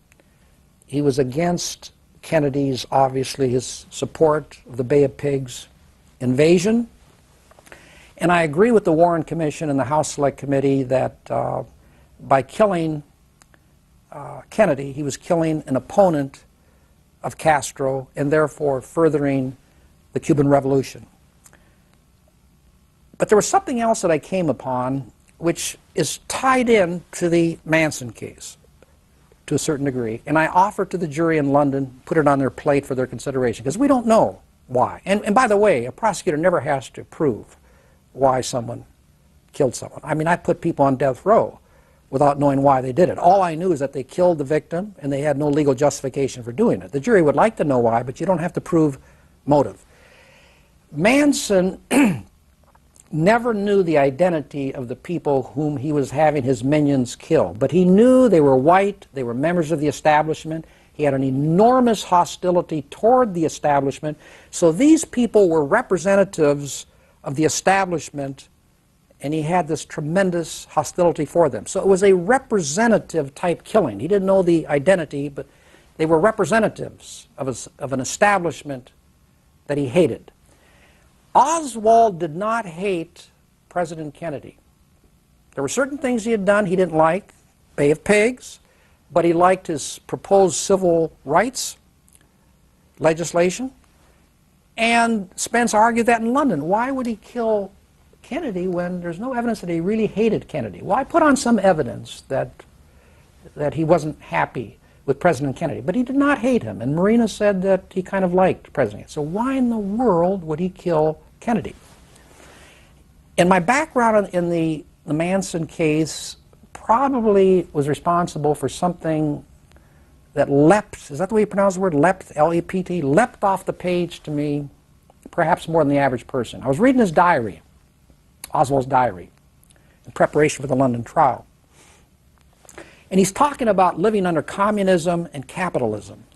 And he said, quote, these are his exact words. He says, I despise, that's a motive, I despise the representatives of both systems. And that word representatives leapt off the page to me. And I argued to the jury, I said, we don't know why Oswald did it. We know he did it, we don't know why.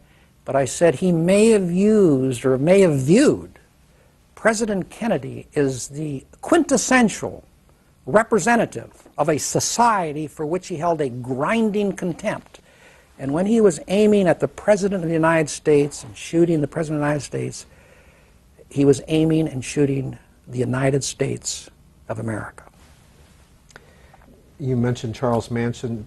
When's the last time you had contact with him?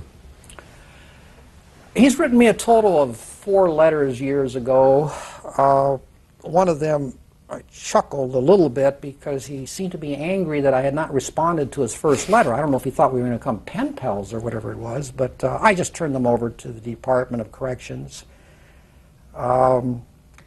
Manson is very intelligent. You have to be to speak in riddles.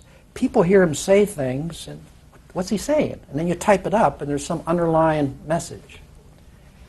And there were some underlying messages in what he said to me. Although one letter was so garbled up, I told my wife, I said, I was just joking, maybe Manson is insane. He's not insane, by the way.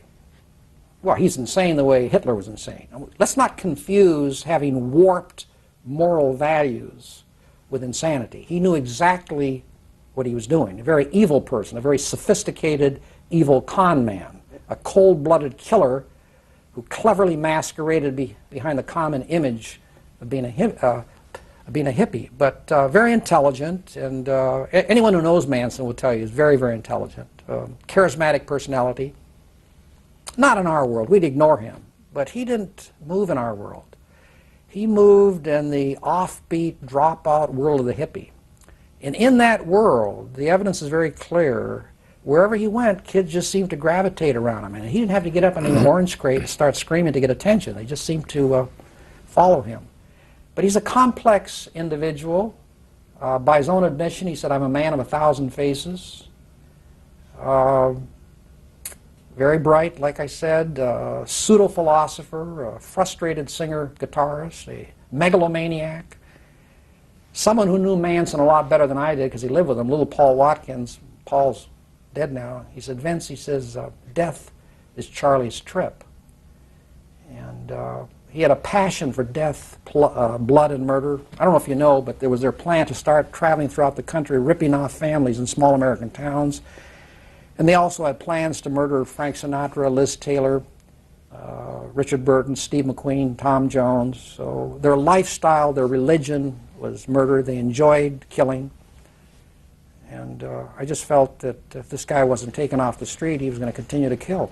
How often in your life have you been under protection because of your work? Well, I had bodyguards during that time. Yeah. Is that the only time? Yeah. Okay. Time for one more call, and I apologize. You've been on the line for a long time. Fort Worth, Texas. You're on the air. Hello, yeah, this is, it has been a long time. This is about the Kennedy case. In a book I have called Oswald's Tale by Norman Mailer, he says that George de Mohrenschildt was a CIA operative who was Oswald's good friend and loaned him the money to buy the gun he used to kill Kennedy. Who wrote the book again, caller? Norman Mailer. Are you familiar with this, Mr. Bugliosi? Yeah. You should ask Norman Mailer if he has any citation for that. He has no citations in the book that I know of. He certainly has no citation for that. George de Mohrenschildt was examined very, very closely by the Warren Commission and the House Select Committee. He was not a CIA operative. That's nonsense. But he did do this, and this was not a clandestine activity. This was non-clandestine. De Mohrenschildt traveled around the world, and when he came back, they had their domestic intelligence division of the CIA, and they'd interview people who were coming back from business trips around the world to give them information about what's going on in Estonia, Yugoslavia. No, he was not a CIA operative, and there's no evidence that he gave Oswald any money to buy that. How much money did he have to give him? It cost $12. After you finish your book on President Bush, which is due out in May, do you have another project in mind? If something gets me mad, I will, and I seem to be angry all the time, but I don't have anything. I've written a series of essays that I may put into a book on androgenization movement in our society, agnosticism. I'm an agnostic. I like Clarence Darrow's statement that I don't purport to know what ignorant men are sure of. Well, here are some of Mr. Bugliosi's books. Of his 11 books, we wanted to show you quite a few of those. Till Death Do Us Part, Real Crime Story, Outrage, The 5 Reasons Why O.J. Simpson Got Away with Murder, Helter Skelter, of course, his first book, 1974, The Betrayal of America, about the 2000 election, and The Sea Will Tell, about a 1974 murder case on Palmyra. No Island of Sanity, Paula Jones versus Bill Clinton, The Phoenix Solution on the Drug War, and his most recent, you called it your magnum opus? Yeah, that's the book that Cindy Adams said, this is not a coffee table book, it is the coffee table. Reclaiming History, The Assassination of President John F. Kennedy, about 1,600 words. 1,600 words? 1,600 pages, 40 billion words. Vincent Bugliosi has been our guest for the last 3 hours on In Depth. We thank you, and thank you for joining us. Thank you so much for having me.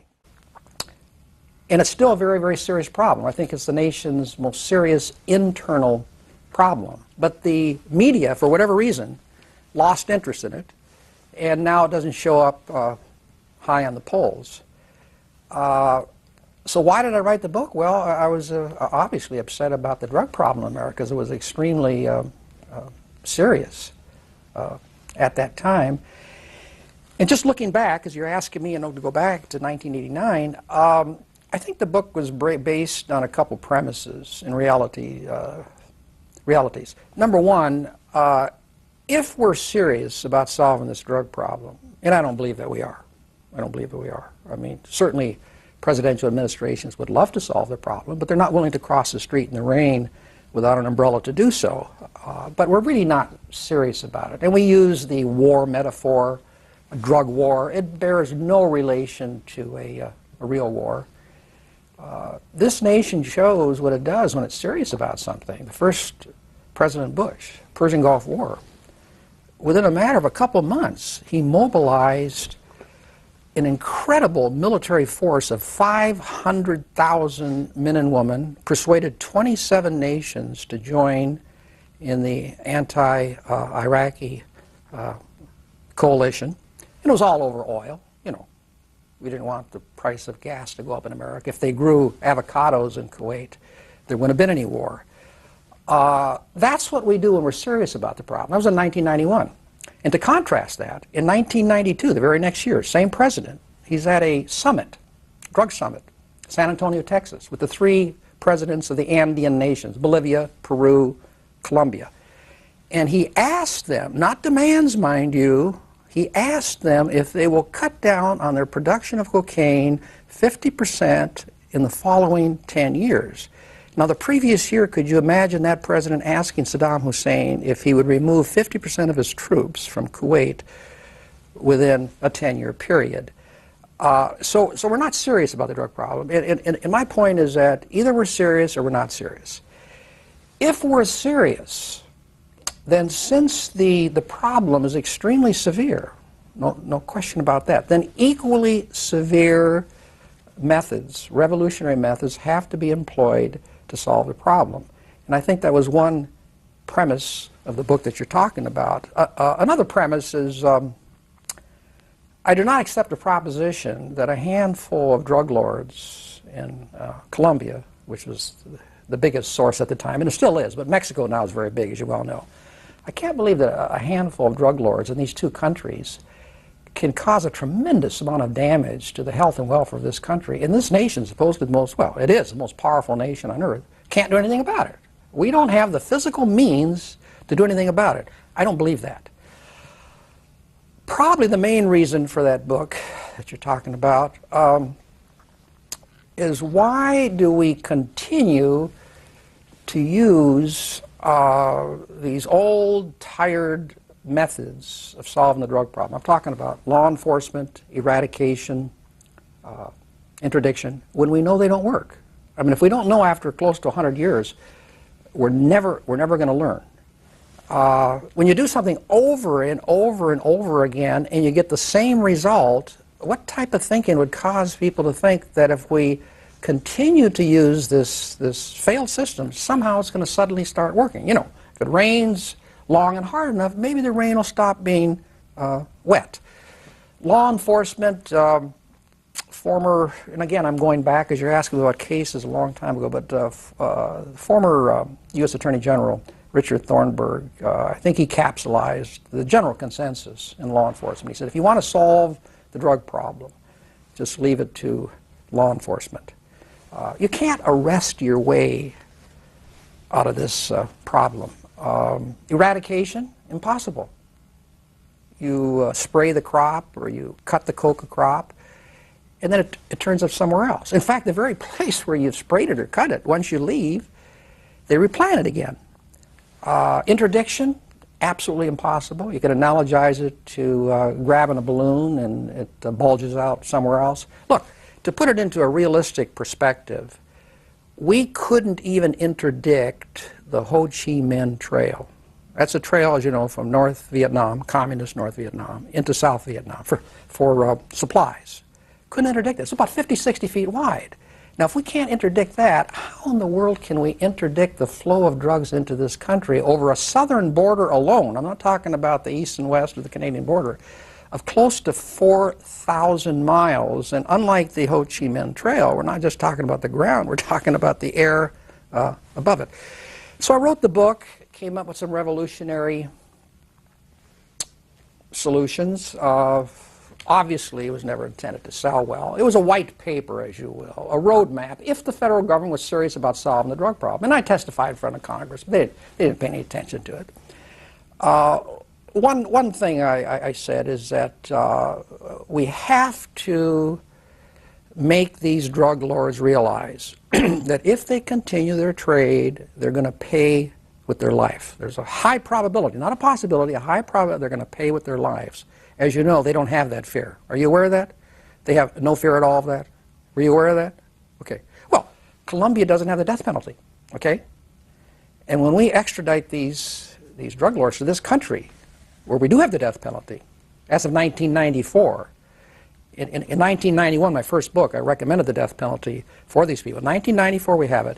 But a provision of extradition, they're not going to extradite from Colombia here or Mexico here if we're going to execute these people. So they don't have that fear. But people want to live, you know. They want to live another day. And we're going to have to convince these people. Now, that gets into the whole issue of the military, which we don't have time to get into here. The law of posse comitatus goes way back to 1878. It's a post-Reconstruction era statute. And the present government, not just the present, but their predecessors, they believe that that law of posse comitatus prohibits the military from engaging in law enforcement functions. It doesn't. I've looked at the 1878 statute, the legislative hearings, congressional intent. It was only intended to have a domestic application. But that was one revolutionary method that I came up with. The second one, and then I'm sure you want to get onto these other books, The second one takes cognizance of the fact, Peter, that these drug lords, they only have one motive, and that's a profit motive. The most famous drug cartel of all was the Medellin cartel. That's a town in Colombia. Pablo Escobar, you've heard that name? There were three of them, Gacha, Rodriguez, and Escobar. Two of them didn't even use drugs. So it has nothing to do with drugs.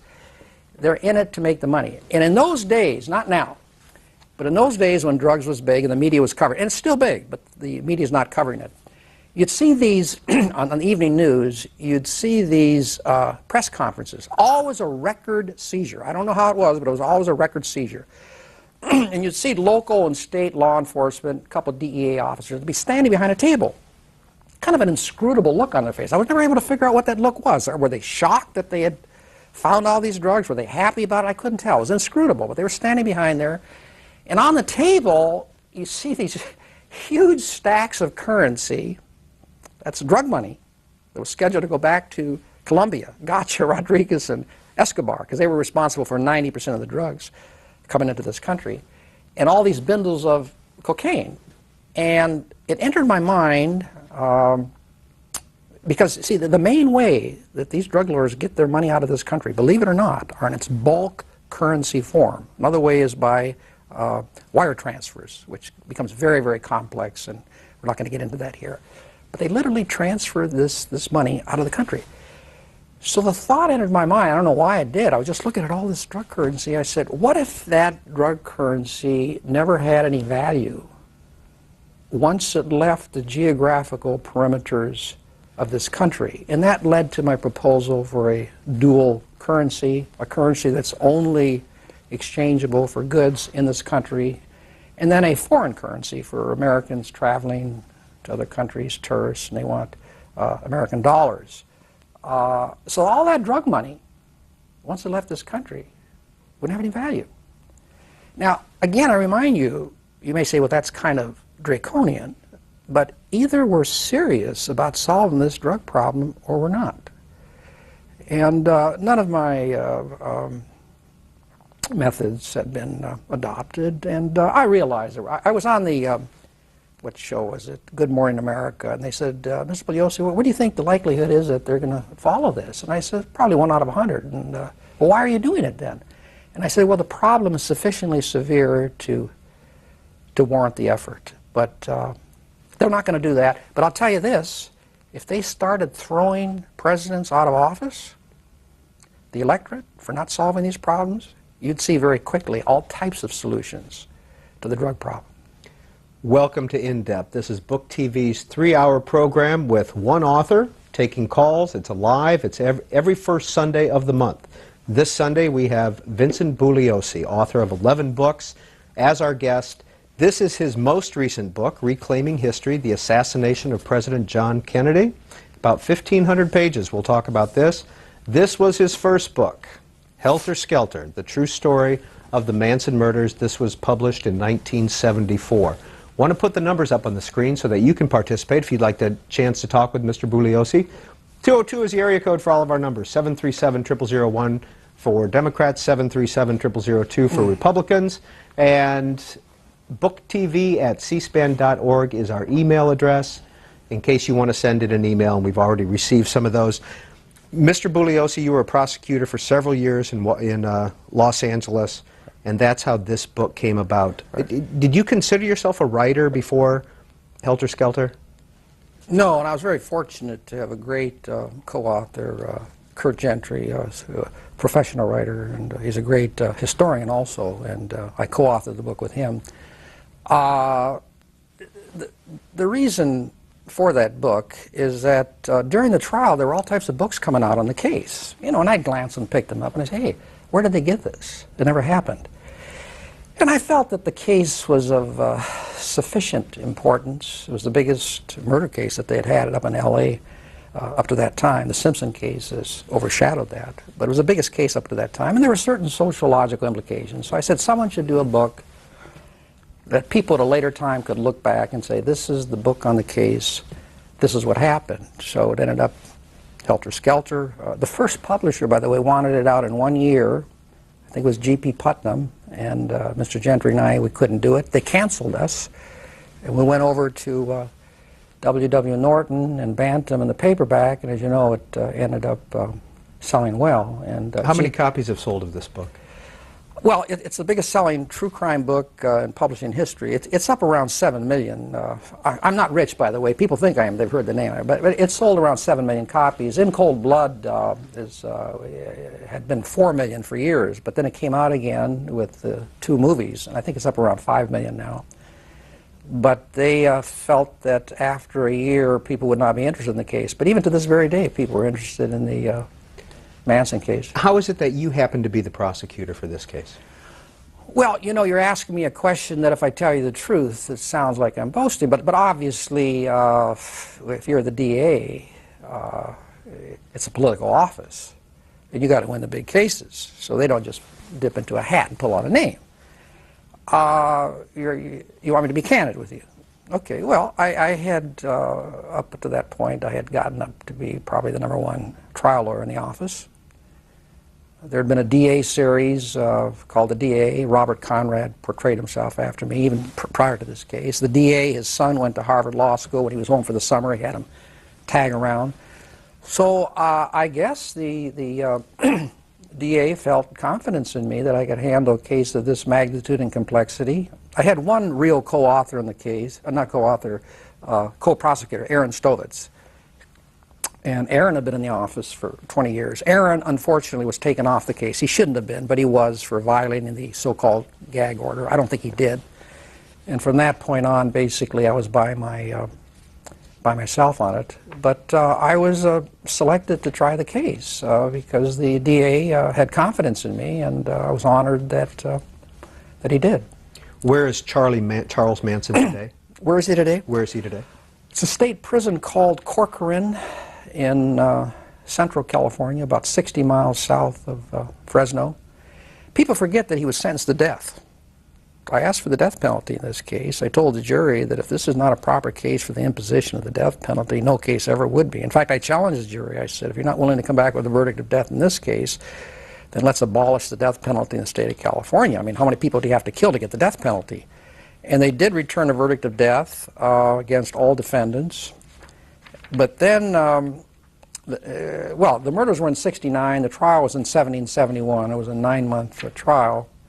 The next year, the California Supreme Court and U.S. Supreme Court ruled that the death penalty was unconstitutional, not per se, but the way it was being implemented by the states. They made their ruling retroactive, and everyone on death row around the country, there was close to 600 people, including Manson and his co-defendants, all of their death penalty sentences were irreversibly reduced down to, from death down to life imprisonment. So now Manson is serving a life sentence in the state of California.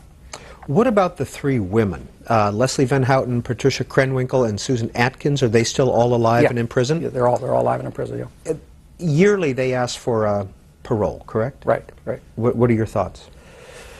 Well, my guess, and I don't have any pipeline to the parole board, my guess is that Leslie Van Houten may get out sometime down the line. There's a lot of support for her. Now, you got to realize she was not involved in the 5 Tate murders. She was only involved in the 2 LaBianca murders. Only. The others may get out sometime down the line. Do you support that? Not Manson. I mean, Manson is so notorious, it would create such an outrage that even in California, which does not have a good record of keeping people behind bars, I'm very confident he'll spend the rest of his life behind bars. And Tex Watson, his main killer, he's not going to get out. The girls, I just have this sense that somewhere down the line they're going to get out. And the first one has to be, if they're going to let anyone out, Leslie Van Houten. Do you support that? No. No, I mean, because, you know, she participated in 2 of the murders. One of the victims was Rosemary LaBianca. Rosemary LaBianca had 13 post-mortem wounds, meaning she had already died and they continued to stab. And Leslie said, you know, the more I stabbed, the more I enjoyed it. You know, I mean, if she had been convicted today, and you're convicted of 2 murders, under California law, the only option is death or life without the possibility of parole. At the time she was convicted, they could apply for parole after 7 years. So if justice means anything in America, I think they should spend the rest of their lives behind bars. I think they should be very, very happy that their life was spared. Now to take it to the next level and say we want to be set free, I'd be opposed to that. Before we go to calls, two more books I want to show to our audience. No Island of Sanity, Paula Jones versus Bill Clinton, and The Betrayal of America, How the Supreme Court Undermined the Constitution and Chose Our President. Why don't you just give a brief synopsis of these two books? A brief synopsis. You know, I can't do anything in a couple words. Which one you want me to talk about first? Why don't we start with Paula Jones and then we'll go to Betrayal. Well, the Paula Jones case, when her lawsuit against Clinton for sexual harassment, and again, you're asking me to go way, way back in time, but I think it reached the Supreme Court in 1997, and Clinton asked for a continuance of the lawsuit until the end of his term, because he didn't want to go down a little rock in the middle of his term for 2, 3, 4 weeks. And Vincent Bugliosi, you've written about real crime stories, the 2000 presidential election, the Kennedy assassination, and you've also written about the war on drugs. How do you choose your topics? Well, in the early years, I wrote about true crime. But what motivates me in the most recent years by far is some degree of anger. If I'm not angry about something, upset about something, I don't write. My current book is motivated solely by my anger over George Bush, for whom I have a lot of contempt. This is the book you're working on currently? Yeah, and it's going to be coming out in May.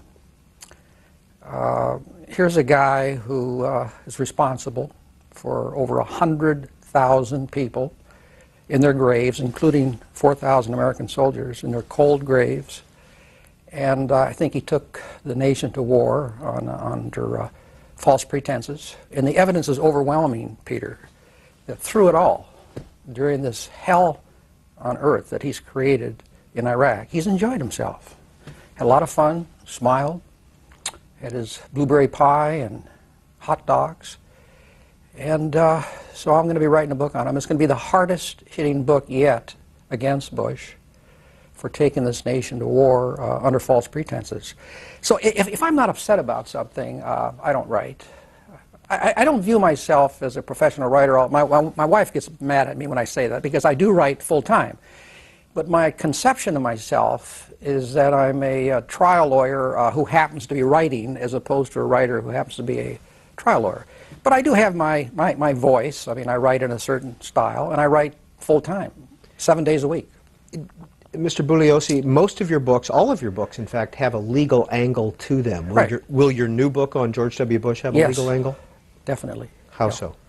Well, I don't want to get into the details. My publisher doesn't want me to talk about it, but there's going to be a lot of law in it, and it's going to be a harsh, very harsh attack. I don't write pablum. Some of these things by Moore and Franklin, they're good people, their heart's in the right place, but it's just pablum. One of your books, The Phoenix Solution, is about the drug war. What were you angry about when it came to the war on drugs? Oh, I see that stack of books you got there. All of these books here are based on a lot of facts, a tremendous amount of facts. And since that time, my alleged mind has been inundated and cluttered with thousands of other facts. I'll get into reclaiming history in a moment. To give you an example, it was believed, and I don't know if this is true or not, but it was believed that the Warren Report was the most heavily sourced, with citations, nonfiction book ever. 6,500 citations. Reclaiming History has over 10,000 citations, 170 pages on the CD of citations. And the book is higher, wider, smaller print. It would be about 250 to 300 pages in a regular book of citations, a whole book. These are citations to facts. What I'm saying is I'll do my best to resurrect in my mind for you the facts of some of these cases. But they go back a long time. I mean, Helter Skelter, 1974, that's over a quarter of a century ago. Now you're asking me about the drug thing, which is way, way, way behind me. I started writing the first book on drugs in 1989. At the time that I wrote, it was called Drugs in America, The Case for Victory, and then it came out in 1996 again under the Phoenix Solution. It was the #1 problem in America, according to polls. The first President Bush, his first press conference from the White House, he held up a bindle of cocaine bought outside the White House on the street. So it was the #1 problem. It continues to be a terrible, terrible problem in this country, claiming thousands of lives, destroying many, many other lives, and contributing in a great way to the present crime problem in America, because these addicts, to support their habit, they steal, burglarize, rob. Many murders are drug-related.